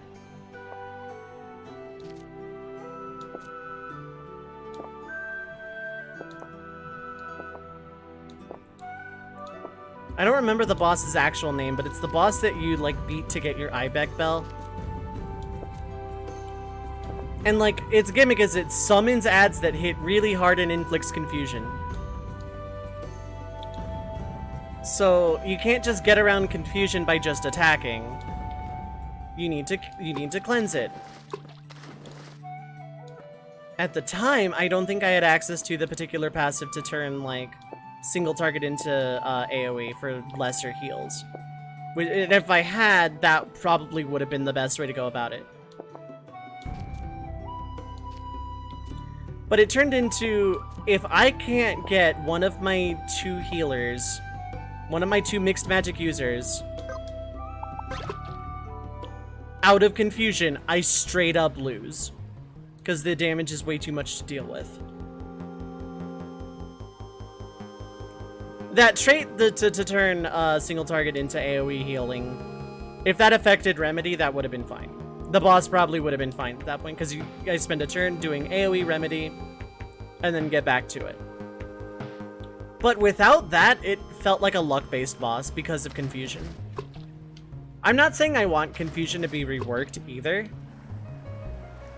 I just wish it had some kind of actual detriment to the enemies being afflicted by it, because there is none. And it's the only RPG I can think of that actually benefits the enemy.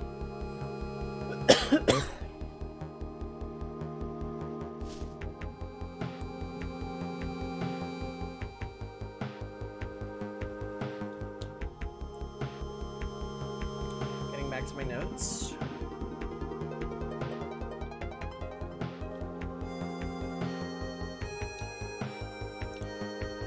But yeah, just like Ancient Labyrinth, I spent all that time wondering about it just to get totally deflated by a really bad gimmick and an awful boss that I had to cheese, which did not feel good, for a completely worthless item.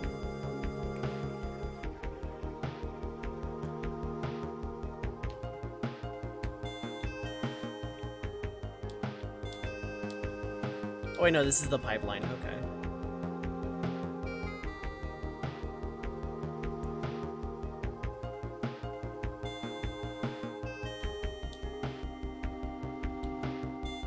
So, like, things to improve that would be, like, some way to make the job system a little bit more limiting. Or less limiting, rather, not more limiting. Definitely not more limiting, the game's already limiting enough.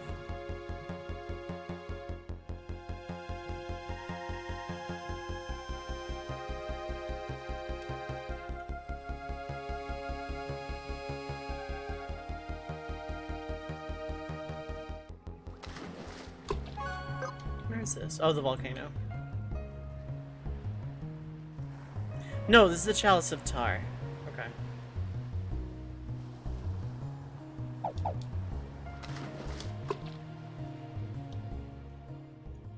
So, like, I spend a lot more time on cons than pros. And my cons were a lot more specific and laser guided, whereas my pros were like, I like this, lol. But I still think this game is worth it. Because maybe I could have swapped jobs around more often. Maybe I could have gamed the system a little bit better. Maybe I could have, like, actually checked out other kits from other jobs, played with other synergies, what have you. But And maybe I could have had more success, maybe I wouldn't have. But I just never really felt free to experiment with the job system, which led to some brutally difficult parts and unintuitive parts, and Ancient Labyrinths just not being fun.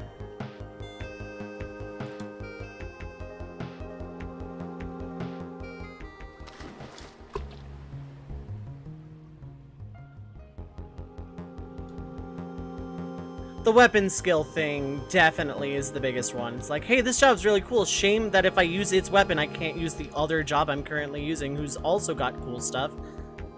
Just more job synergy would have been nice. Oh, they're blue now.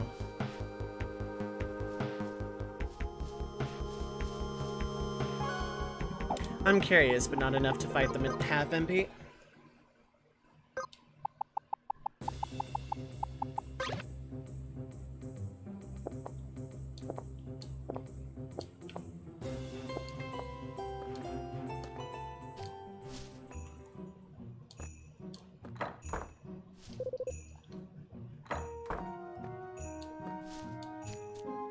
What was your deal lore-wise?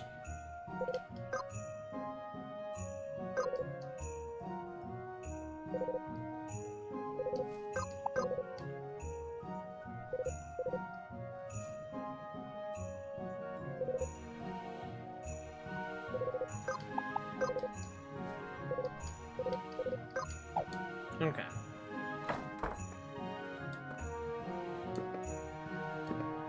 Yeah, I knew there was like somewhere a duck was telling me more about the early game lore.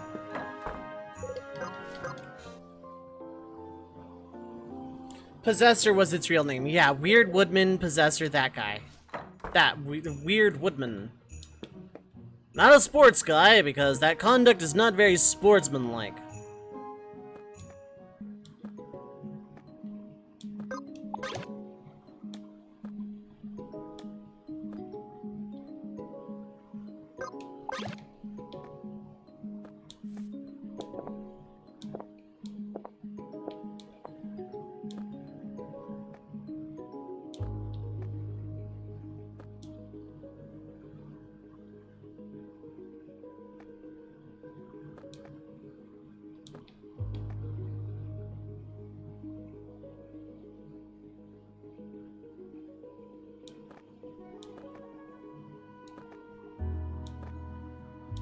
I just knew that boss is Weird Woodman because it was not a fun boss to fight. Like, this game has so much potential and so much good in it that overall I still consider it a top 5 tier game, even if I just spent the last hour complaining about it. I think the game's charm and fun factor, especially the early game stuff, kind of make all the not so great stuff later worth it, in my opinion.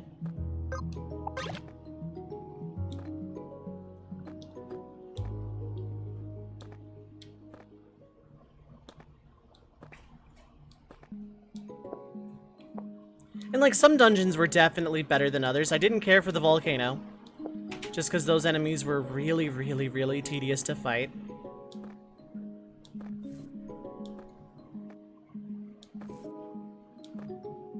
With the ever-looming specter of desynced EXP based on Explode.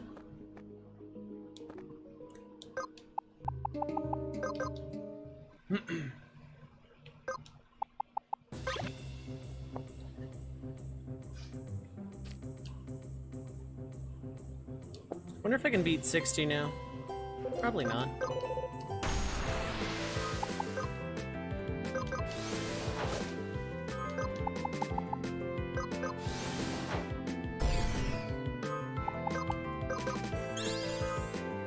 Oh no, it's gonna get a turn too fast.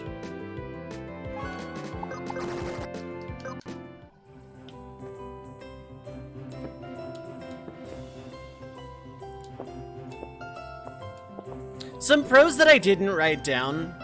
The respecking facility in this game is a really nice touch. Being able to straight up level down or even just min-max your own stat growth at will was very good. The problem is when you come to this area for the first time, when you come to the capital for the first time, you have no money and no real actual means of getting more of it in any kind of timely fashion.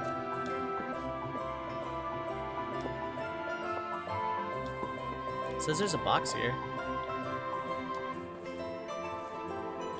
Up there, in fact. Okay.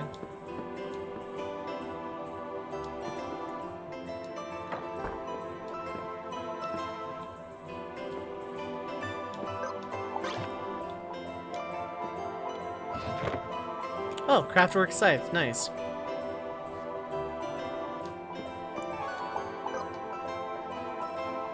Well, it's gonna display them on the minimap, not my main map.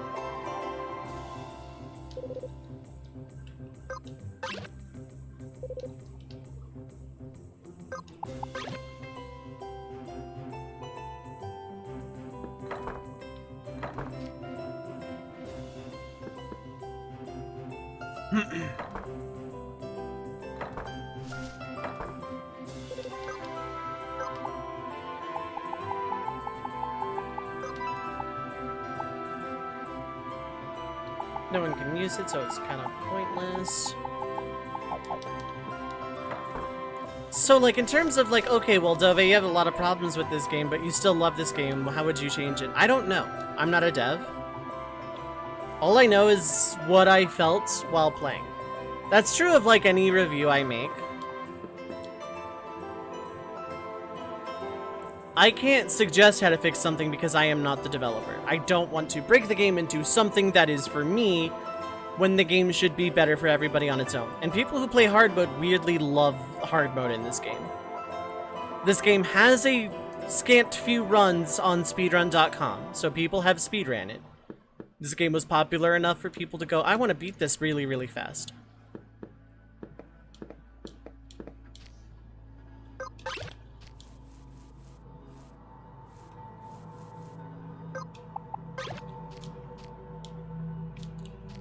But I know I do have a wish list of things in a hypothetical sequel. For example, in a sequel, purely in a sequel environment, I would love to see some sort of camera rotation. Like straight up 90-degree, like in Final Fantasy Tactics. I've said this before on stream too.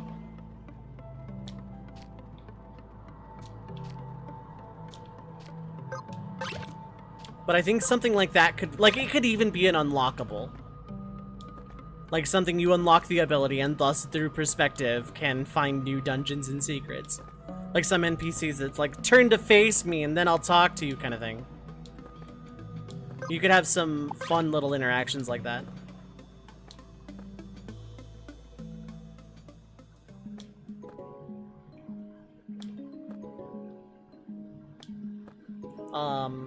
More minigames aside the races. Maybe like a card game, or some kind of thing you just do over the course of the entire game. Just something other than races. Like, again, sequel environment, not something I want added to this game.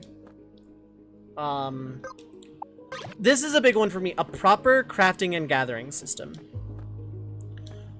Like, this game has crafting stuff in the sense, like you find it out in the very, very first, like in Nan's Lodge, you find out, hey, crafting exists.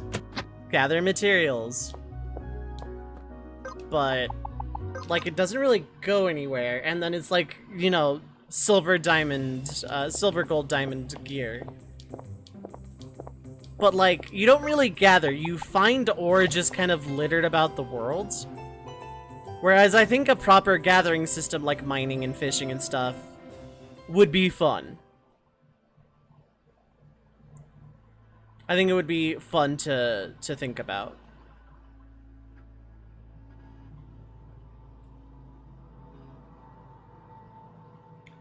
And then like actual crafting as a result of that. Like you gathered these materials and this mob drop, and thus,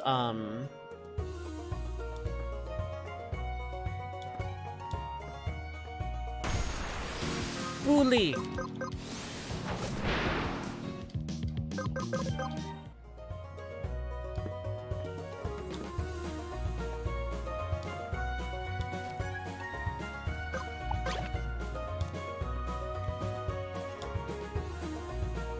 Get the last of this mapping out of the way.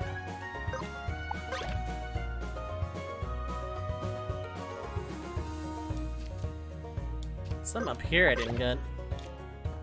But like, you know, a proper crafting gathering kind of system to help augment how no money you have early game.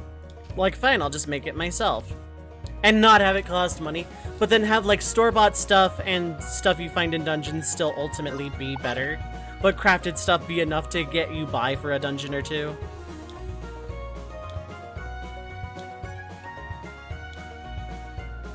Something like that.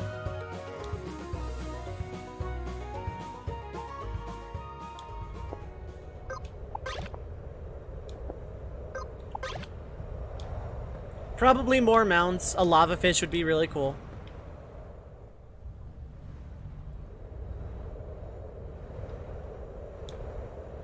I think a lava fish would be super neat to play with.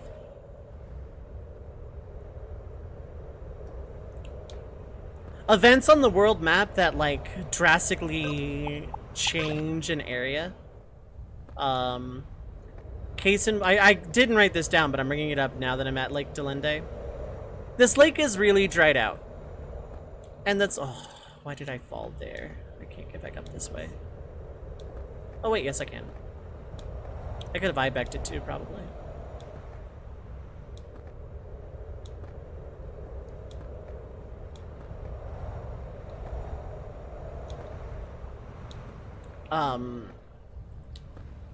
But yeah, like at some point you could say, for example, using this as an example, something happens or you do something or a consequence of player action or just a consequence of something happens and Salmon River floods Lake Delende. It's more normal looking boss fight. Deity of Earth.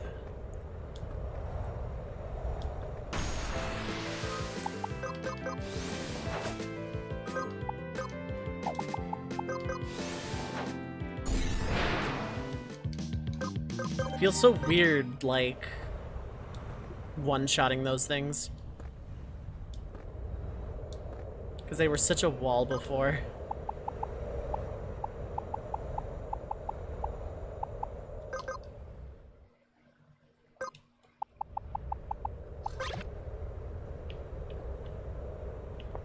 But like some kind of world events like that happening to change an area. And then like, you know, for the sake of this game not having anything permanently missable, have like a time machine to go back to how the world was at some point, like you unlock it later. You go back and you can get stuff, any treasures you missed, enemies, etc.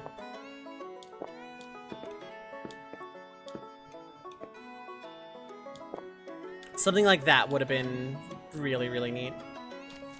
That said, this game's absolute insistence on nothing being permanently missable was very much a choice that was made for the better. Like, that is, like, by itself, something that escalates this game for me. Is like, I didn't write this down in the pros, but that's a big one. Nothing was permanently missable at any point. Because even if you didn't steal something from a boss, it ended up in Lost and Found. And, like...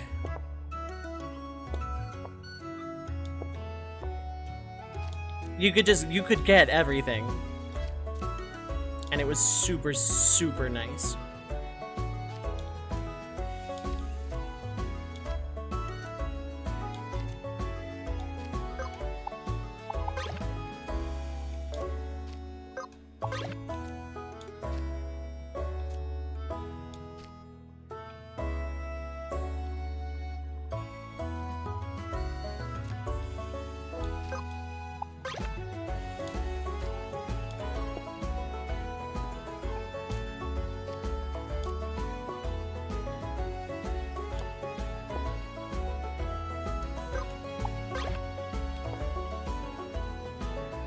Yeah, mapping.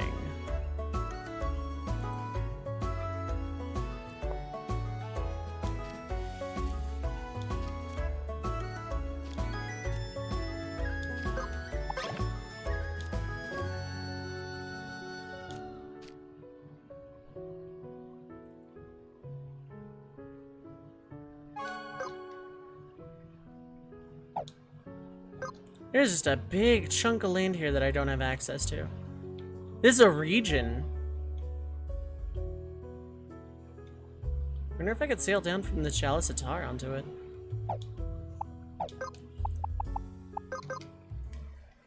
Another thing I wish for, more specialized party roles. Now this is gonna sound weird considering one of my chief complaints is how limited the job system is. Hear me out. You could keep the limitations of the job system, but have all 4 characters be a specialized role from the start of the game. With like an optional thing later on, like a legacy mode to play how this game is now. With like more limits and stuff. Or some way to switch between the two. You have one character as a tank, one as a damage dealer, one as a support, and one like as a healer or offensive mage or something like that. Maybe 5 party members in a hypothetical sequel, because this is sequel wish list. You have tank, physical damage dealer, magical damage dealer, support, and healer. And like the support handles the debuffing and the buffing, and the healer handles the healing, and the tanks handle the aggro, and it just kind of sticks like that. Your funeral, winged wrencher.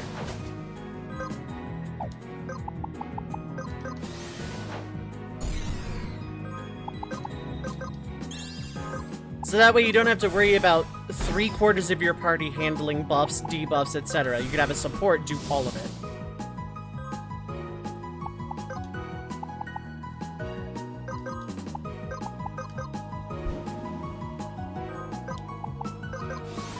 And that way the tanks just have aggro.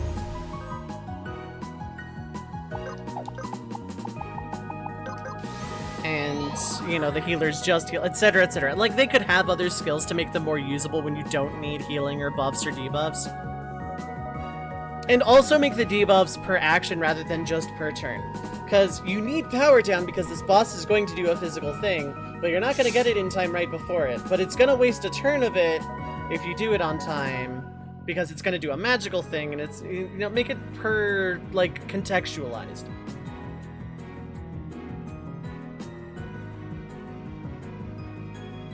Dots and things like sleep absolutely tick down on on turn. That's fine. But for things like power down and armor down and magic down and shell and protect, it should definitely be more contextualized, so I'm not spending the entire battle just doing buffs and nothing else. But like with specialized roles, you know, just each one doing their own thing, but they would just like permanently learn skills in their respective jobs, and thus, you know, instead of a main job, sub job, they're just that role, and they like sub job like a crystal shard into, using FF5 as an example, like you're some kind of crystal influence or something, to where the tank can learn stuff from Aegis. They've learned it, cool. Now your tank eventually can do Warrior, Valkyrie, Aegis stuff, and thus have more utility.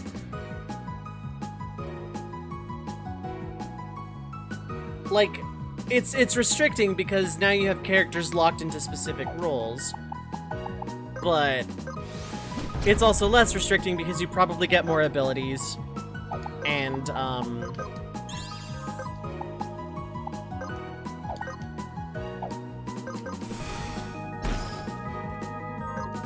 you know, you get more skills, more utility, more options, more playing around with stuff.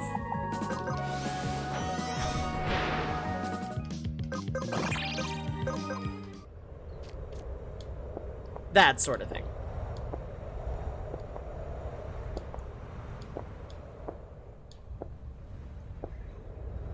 Again, that's something I would want for a sequel, not added to this game. This game's battle system is as is. Just, you know, make aggro better, make tanks less useless. Thanks.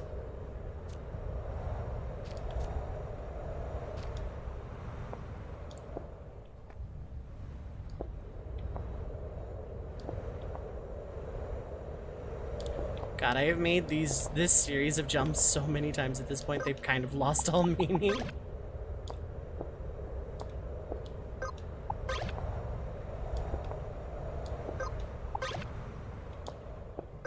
I'm not even complaining about these jumps. This area is fine. This is a very platform-heavy area. I would love to keep the platforming and exploration in a hypothetical sequel.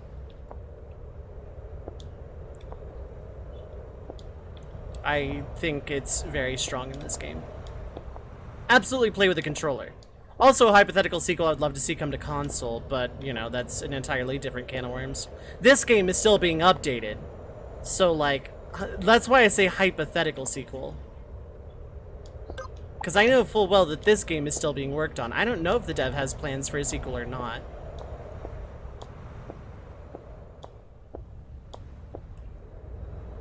And then, less strict requirements in a hypothetical sequel. This one you could do for this game, too. Less strict requirement for damage reduction to allow players more room to experiment with party comps and try other jobs.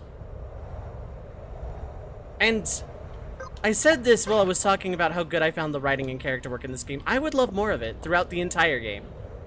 Not just like, you know, yeah, this is not gonna work. I am not nearly as high as I thought.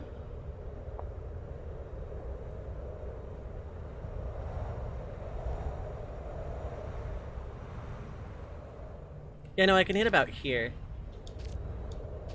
But I can't get any higher than this.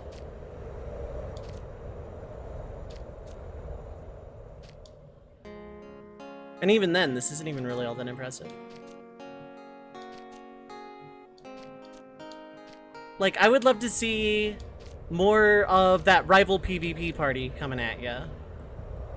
More of, you know, Astley's party or a rival party, you know, friend group, that sort of thing. More of the charming writing, please. This writing was good. Please put more of it in your games in the future.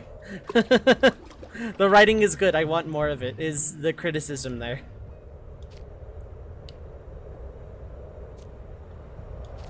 I wouldn't even say tone that in the humor, because I thought the humor was still very delightful.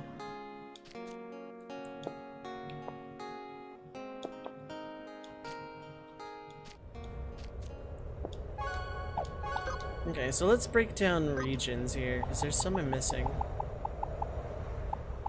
I don't have the maps for Eastern Chasm and Quintar Mausoleum.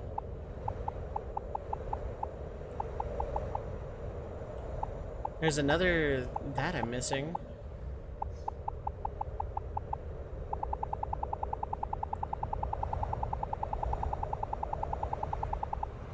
Those are maps and regions I'm gonna like look up with a guide.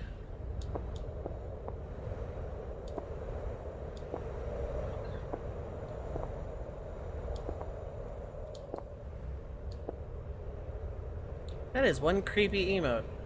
I hate that it exists.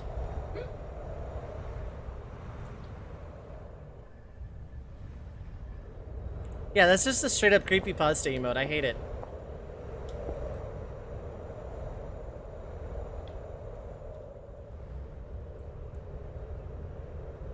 Well, there's boxes being on my map. Please tell me I can eye back. Okay, thank you. Life Jewel. Ooh. Spirit kind of really bad. Can't use it. Oh, hey. Lamau overpass scrap.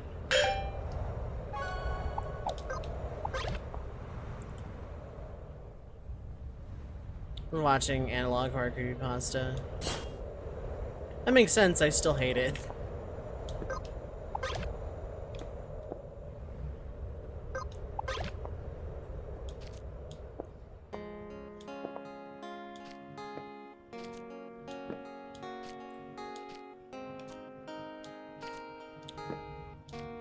Yeah, I would love to see, not necessarily more straightforward lore, although in a sequel it probably would benefit to have something like a more straightforward plot. Then again, open world game you kinda can't, but still. There is no creepypasta Dove. It got banished from this game's Grandmaster. And that's why Astley is a good character, because she banished Creepypasta Dove.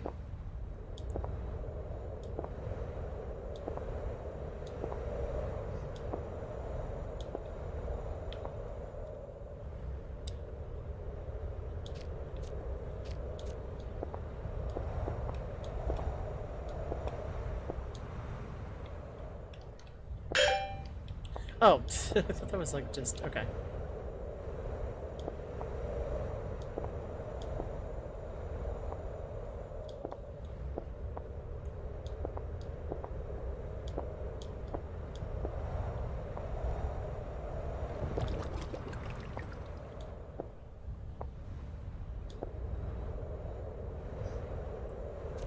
The closest to creepypasta Dove is Inner Dove, and Inner Dove rejects the notion of being a creepypasta.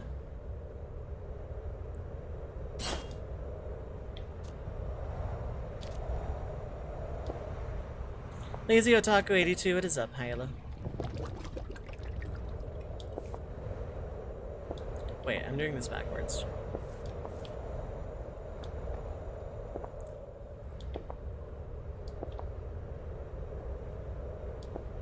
Like, I also want to give my thoughts on the ending, but, like, I learned that there were multiple, not multiple, but there's a better end, not better.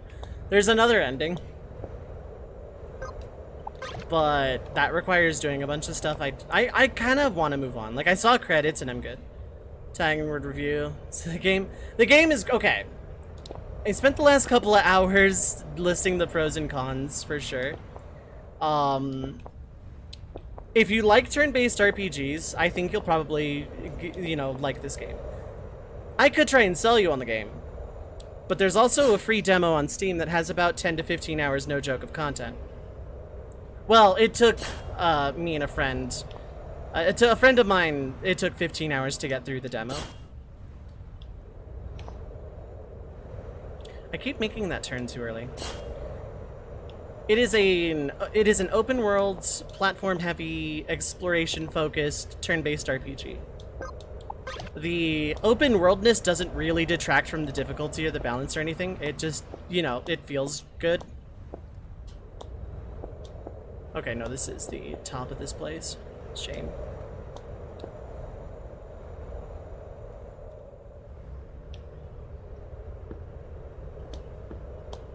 Ooh, dang. Demo carries over, yes, because my first stream of this was on the demo. I played the demo for about 6 hours, wasn't even close to done with it apparently. I bought the game that night. The game itself is only like 14 bucks or something. My current playtime, keeping in mind I've only gotten a normal ending, there is another ending somewhere. 57 hours I've been playing this game. Today is like a lot more chill of like review and stuff, but I have done some stuff today, so. Like, yeah, it's, if you like classic Final Fantasy and you like just kind of running around a world and seeing what you can find, like if you like adventure and RPG, this game is pretty good for both. The music is incredibly good. The writing is really charming. It's got all the good stuff of open worlds, freedom of exploration and all that. And, yeah, the battle system is really good. It's got a job system. It's far from a perfect game. Like, my final score is probably, let's say an 8 out of 10. Because with all of my gripes about the game, I still had a lot of fun with it, and 55 hours for $14 is one hell of a bargain, IMO.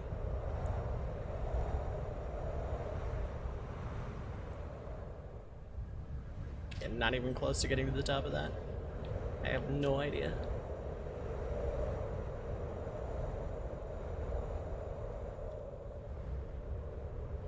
Demo carries over. Demo completely free on Steam. I'm going to link the store page because I haven't in a while. It's far from perfect. There are valid criticisms of it, but ultimately it's not that bad. It's one of my favorite games at the moment. If you like classic Final Fantasy, like say 3 or 5, or Shin Megami Tensei, or just any kind of classic RPG, fully turn-based, lot of exploration, Just it's a really, really fun time if you are into the genre. Also, it's got like this Minecrafty aesthetic, which I really like. There's no loading between areas too. Like, aside teleporting, you know, obviously you load in when you teleport, but like, you can just run around the worlds, and it's like kind of one big interconnected map. No random encounters, you can just see all the encounters on screen before you fight them. If I can find one. This area is kind of sparse for it.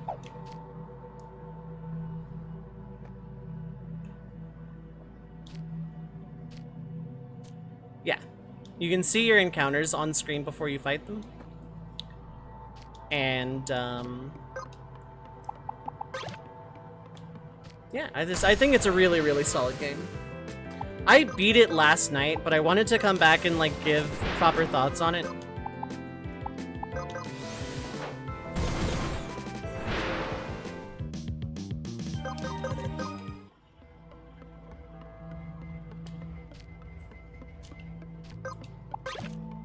It's what I personally like to call a top 5 tier game.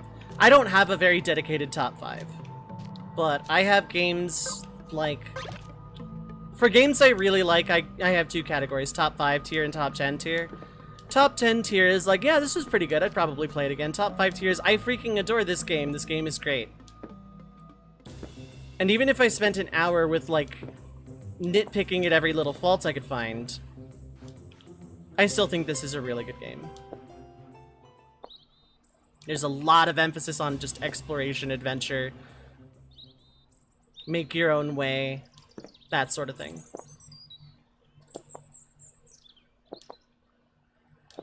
I had written down my theories on the ending, but I don't think I'm going to go into them. I'm just going to let it lie in case I do come back to it in some kind of timely fashion. But overall, yeah, let's just say I give it an 7.5 to an 8 out of 10, somewhere in there.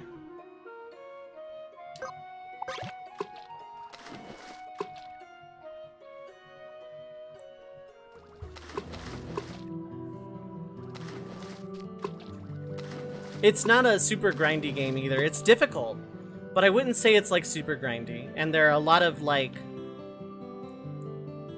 assist options that can help make the game less of a chore.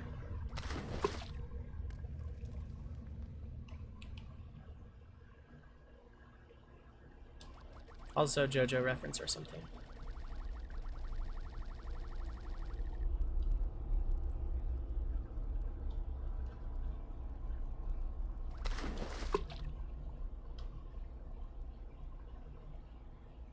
Oh, I hadn't gone this way.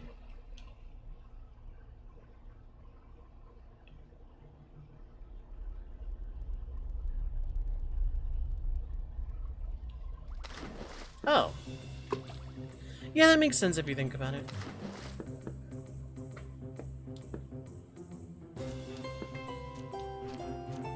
So, like, that's my official review, I guess. It's very messy, but I don't review things. I think this game is great, has a lot of potential, needs work, but is still getting updated. Like, you know, the Steam discussion, the dev still answers questions and pops in to talk about the game. So the game has a lot of love to it, and I think that's one of its biggest strong points is this game has a lot of love in it.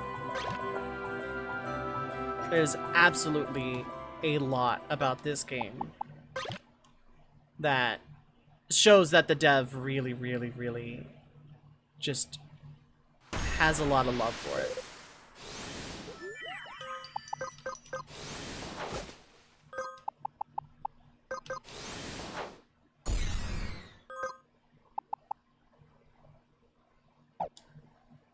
Oh, target must be locked. Oh, okay. So don't provoke it. Got it.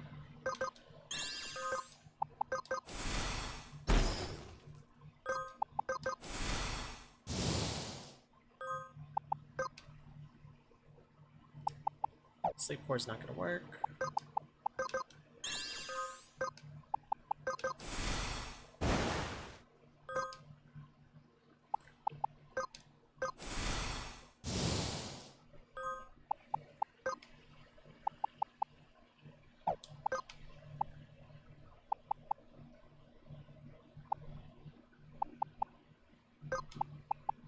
Let's do that just in case.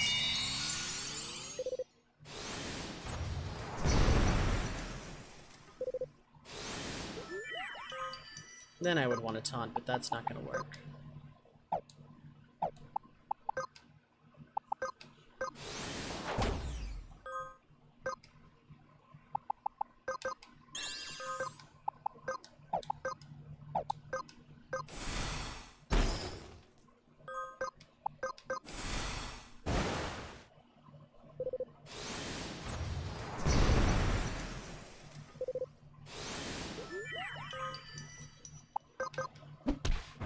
Bap! Psychon89, what is up? Hi, hello. Cool, so I beat them. They are permanently in my bestiary. Or archive, I guess, more accurate.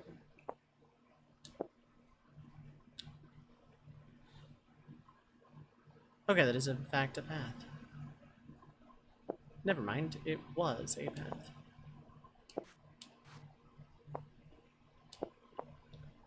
How you doing today? I should change the title because, like, I'm done with the review part. I, you know, ultimately do think this game is still top 5 tier.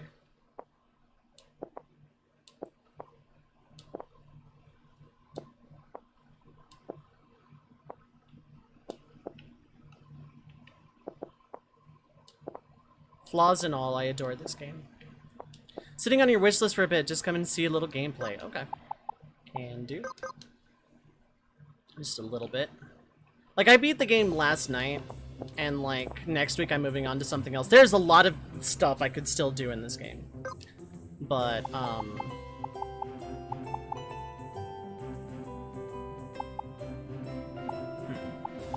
This will work. Because I'm pretty sure the stuff in here is green flame by now. But I want to show off anything endgamey. There's not... That would not be... There is a free demo on Steam, though. Because you have it wishlisted already. The demo has a lot to it. I played the demo for like 6.5 hours, did not reach the end of it. Had a friend of mine play the demo for about 15 hours before reaching the end of it. So the demo has... And the demo carries over. The demo absolutely carries over. Like, so, like, you can play the demo, decide you love the game, and, nice. Yeah, you can decide you love the game, and buy it, and, your save will carry over.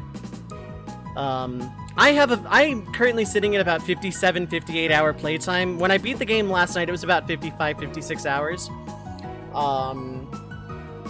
It's a difficult RPG, but I think it's a good one. Like, obviously it's far from perfect. I had a lot of critiques for it.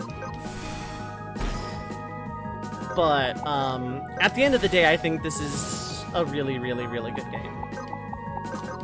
So, like, if you like classic Final Fantasy or something a little bit on the harder side like SMT, this will probably be a good game to check out.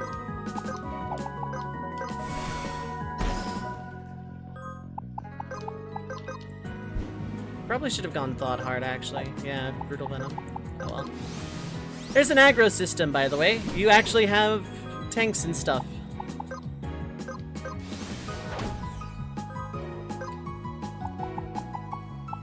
I could remedy that. I'm not... Well, yeah, I could remedy that. And then I can just die to the dot. Yeah, combat is very Final Fantasy-esque. It's turn-based. You can see turn order, you can see what enemies are doing at any given time. A lot of Suikoden. I need to play that so bad. I need to play Suikoden 1 and 2. That's like on my list of games I need to check out one of these days.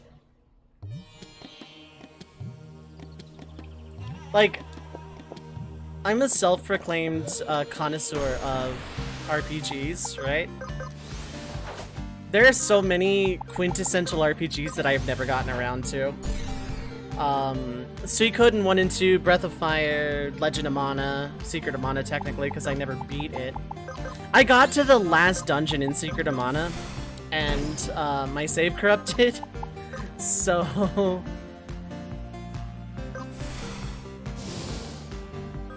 That healed it, but I have a plan.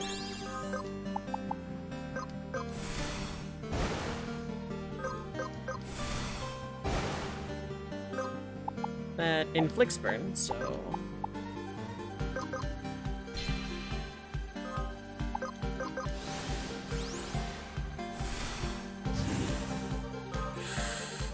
Okay, maybe I should have harmed power or something. It doesn't matter.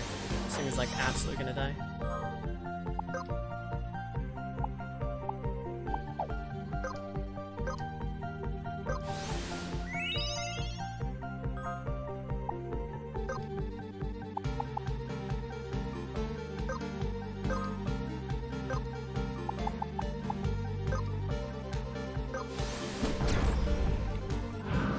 There are just so many games on my list that I just never got around to. Trails of Cold Steel. Yeah, I need to play that series.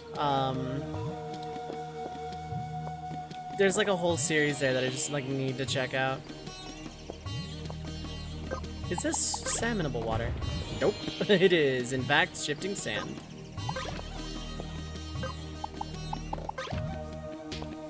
Okay, yeah, right.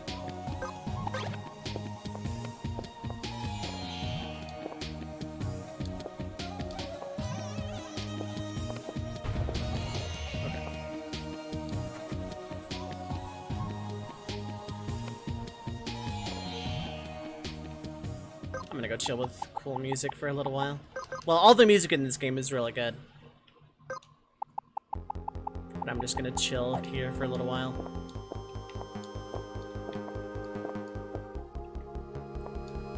It feels weird to say that I'm like done with this game for right now. 'Cause, like, almost 58 hours is a long time to put into a game. Yeah, the class system is pretty neat. It's a little bit more limiting than, say, Final Fantasy 3 or 5, but it is a selling point of this game. It's got a lot of really fun stuff. I didn't really experiment a whole lot because I was just, you know, kind of struggling with the difficulty. It's like one of the more difficult RPGs I've ever played, but it's got a lot of really fun stuff. I just didn't want to grind. Because normal difficulty advertises as you don't have to grind ever. And I wanted to stick to that, so I didn't want to grind up other jobs. Probably you'll have an easier time with it than I do. Or than I did, rather. If you play around with stuff. Maybe some jobs will work better for certain situations. 58 hours for a $14 game, though. No matter what criticisms and complaints I have with this game, 58 hours for $14 is an absolute steal.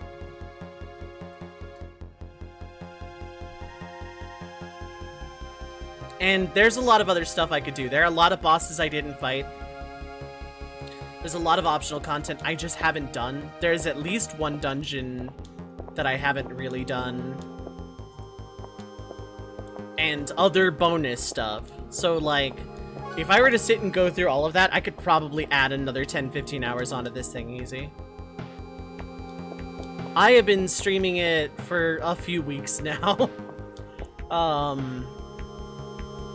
So the reason I picked this game up, I beat Final Fantasy III Pixel Remaster, and it was so short, and I was heartbroken that I was done with it because I was having so much fun and I wasn't done with job system turn-based RPG, right?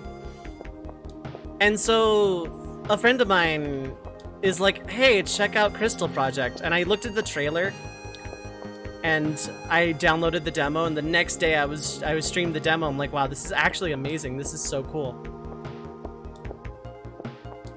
But like, my honest advice is I could sell you on the game, but just check out the demo. The demo's not like a 1-2 hour little romp. It's got content.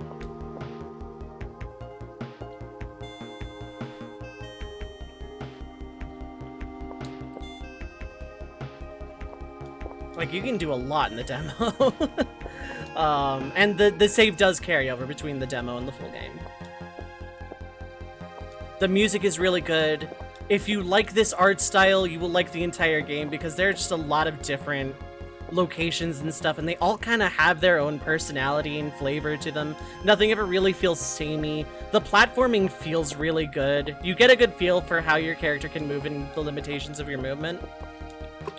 And then you can jump in water and die forever. like, visually, aesthetically, musically, and in terms of writing, I think this game is incredibly strong. This game is, like, in top 5 tier for me. It is difficult, I will say that in advance. Or at least I had some difficulties at parts. But, nothing I couldn't just, like, change tactics of, or maybe even change jobs or change sub-jobs.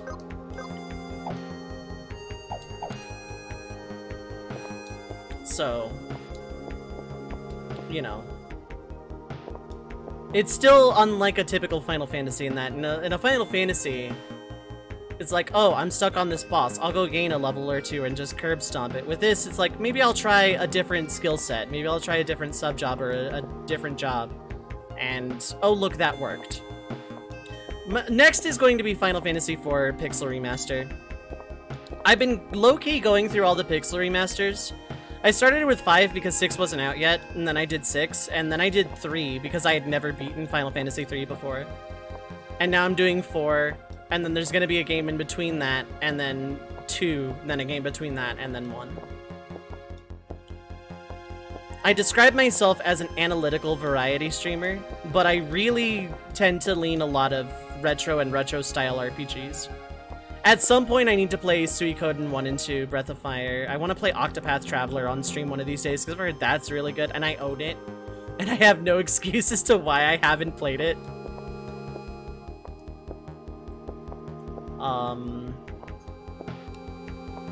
I've been playing RPGs, turn-based RPGs, since I was like a child. Vandal Hearts? I've heard of that. What is... No, that's As Your Dreams I'm thinking of. What is Vandal Hearts?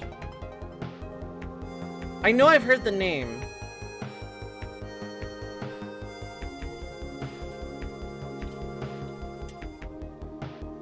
That's a PS1 game.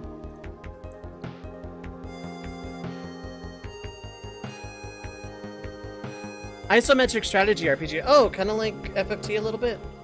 Sounds like it's up my alley then. I have played probably way more Final Fantasy Tactics than I have played like any other game aside Final Fantasy XIV. I do a lot of challenge runs. Earlier today I was working on my Pokemon Ruby Nuzlocke. I do that every Sunday. I'm probably gonna start focusing on challenge runs after I'm done with my weird all the Pixel Remaster Final Fantasies block. Because I want to do a Nosphere grid of 10. And a victory lap of water monotype in Sapphire, because I'm also doing Pokemon Emeralds on my YouTube channel. Newer, more modern style games, asterisk, will appear on my YouTube channel. The exception going forward will be Nier Automata, because it was an incentive that like got met over a year ago that I need to like actually do. Whoops. But I'm just weaving my incentives from like over a year ago with all the Final Fantasy Pixel remasters. So starting next week will be Final Fantasy IV. Hey, segues are weird. Final Fantasy IV Pixel Remaster starts next week. At some point I'm gonna go through Victory Road in Ruby because it's not gonna be that long, but I want to give Wally a fair fight. While FF4 is happening, there will be a poll between Okami and Nier Automata. And then so on and so forth. It's kind of short for a Sunday stream because I started really early, but like, I can't think of anything else I desperately want to do right now on screen, so I'm gonna make this save, I'm gonna make this save, I'm gonna make this save one last time, because off screen I'm probably gonna like mess with the assist options.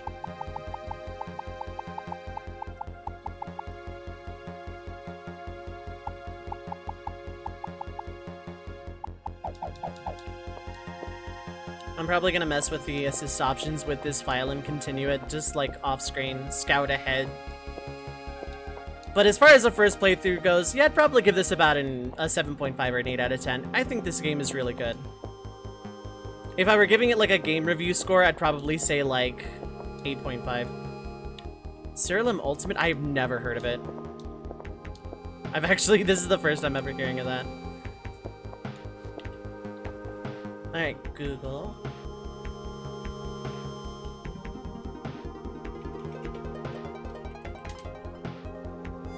What's on Steam? Oh god, am I gonna accidentally...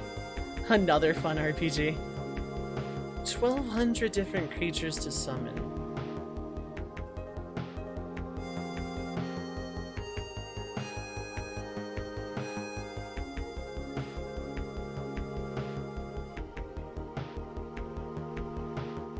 This is a monster catching dungeon crawling RPG with a ridiculous amount of depth. Super ultimate monster training and breeding game, or monster taming and training and breeding game. I can read. That is also like $14.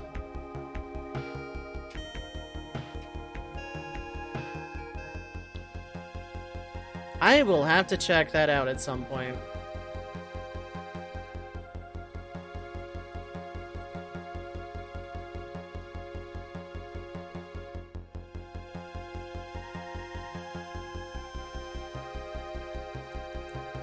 Trailer makes it look fun enough.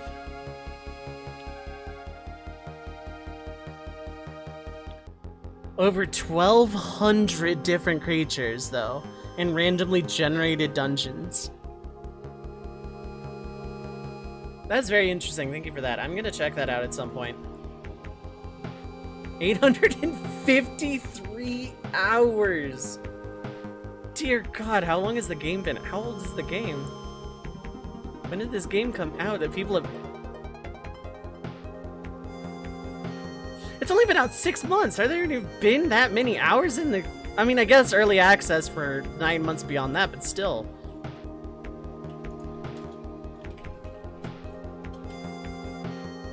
Oh no, that's 35 total days. Like a month straight of playtime? Dang.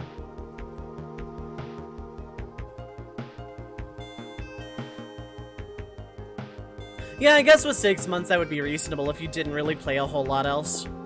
Damn, though. 853 hours.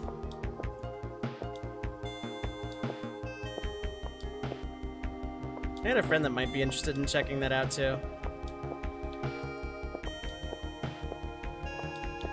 Okay, that is gonna do it for Crystal Project as a whole. I give it about an 8 out of 10. It's a top 5 tier.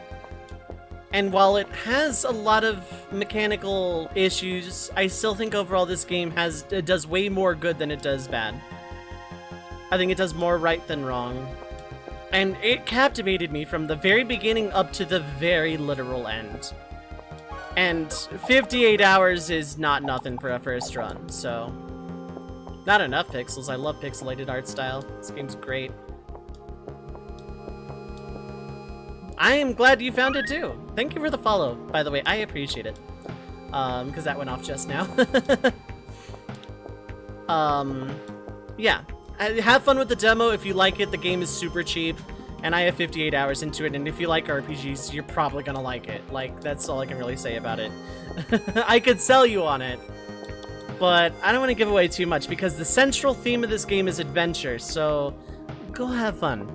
Go be all Final Fantasy 1. I made my guys. Okay, now what the hell do I do? Go have fun with it. The demo has got some good beefy depth to it, so. Just, I think for a super seasoned RPG vet that, like, knows what they're doing could probably get through the demo in, like, maybe a few hours, 3 to 5 hours, but I spent about 5.5 hours on the demo, 6 hours on the demo, and didn't reach the end of it, so. Yeah. But that's gonna do it for Crystal Project. I adore this game. I think this game was a very good experience, and after coming off of FF3 wanting more turn-based RPG job system goodness, this really did the trick for me. This was a very good thing to play after how criminally short Final Fantasy 3 was. So, I needed to fill that particular void in my heart, and I did. This game did a very wonderful job of that. But overall, yeah, this game is just so charming. It's just kind of hard not to love it. So, but it is time I moved on. Like, I could go through the post-game, but I think I like ending it on the note that I'm ending it on. I'm gonna use this game as filler. Like, I'm gonna come back and do post-game without the boosts and stuff later on, at a later time. And, yeah, I'm gonna play around with a lot of stuff off-stream. I'm gonna just, like, play this super casually. I think, you know, I just want to chill with it.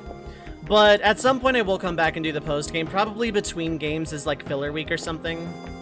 Or if I just really want to stream but have no idea what I want to do, I can come back and do more of this. But for right now, I am putting it to bed, so...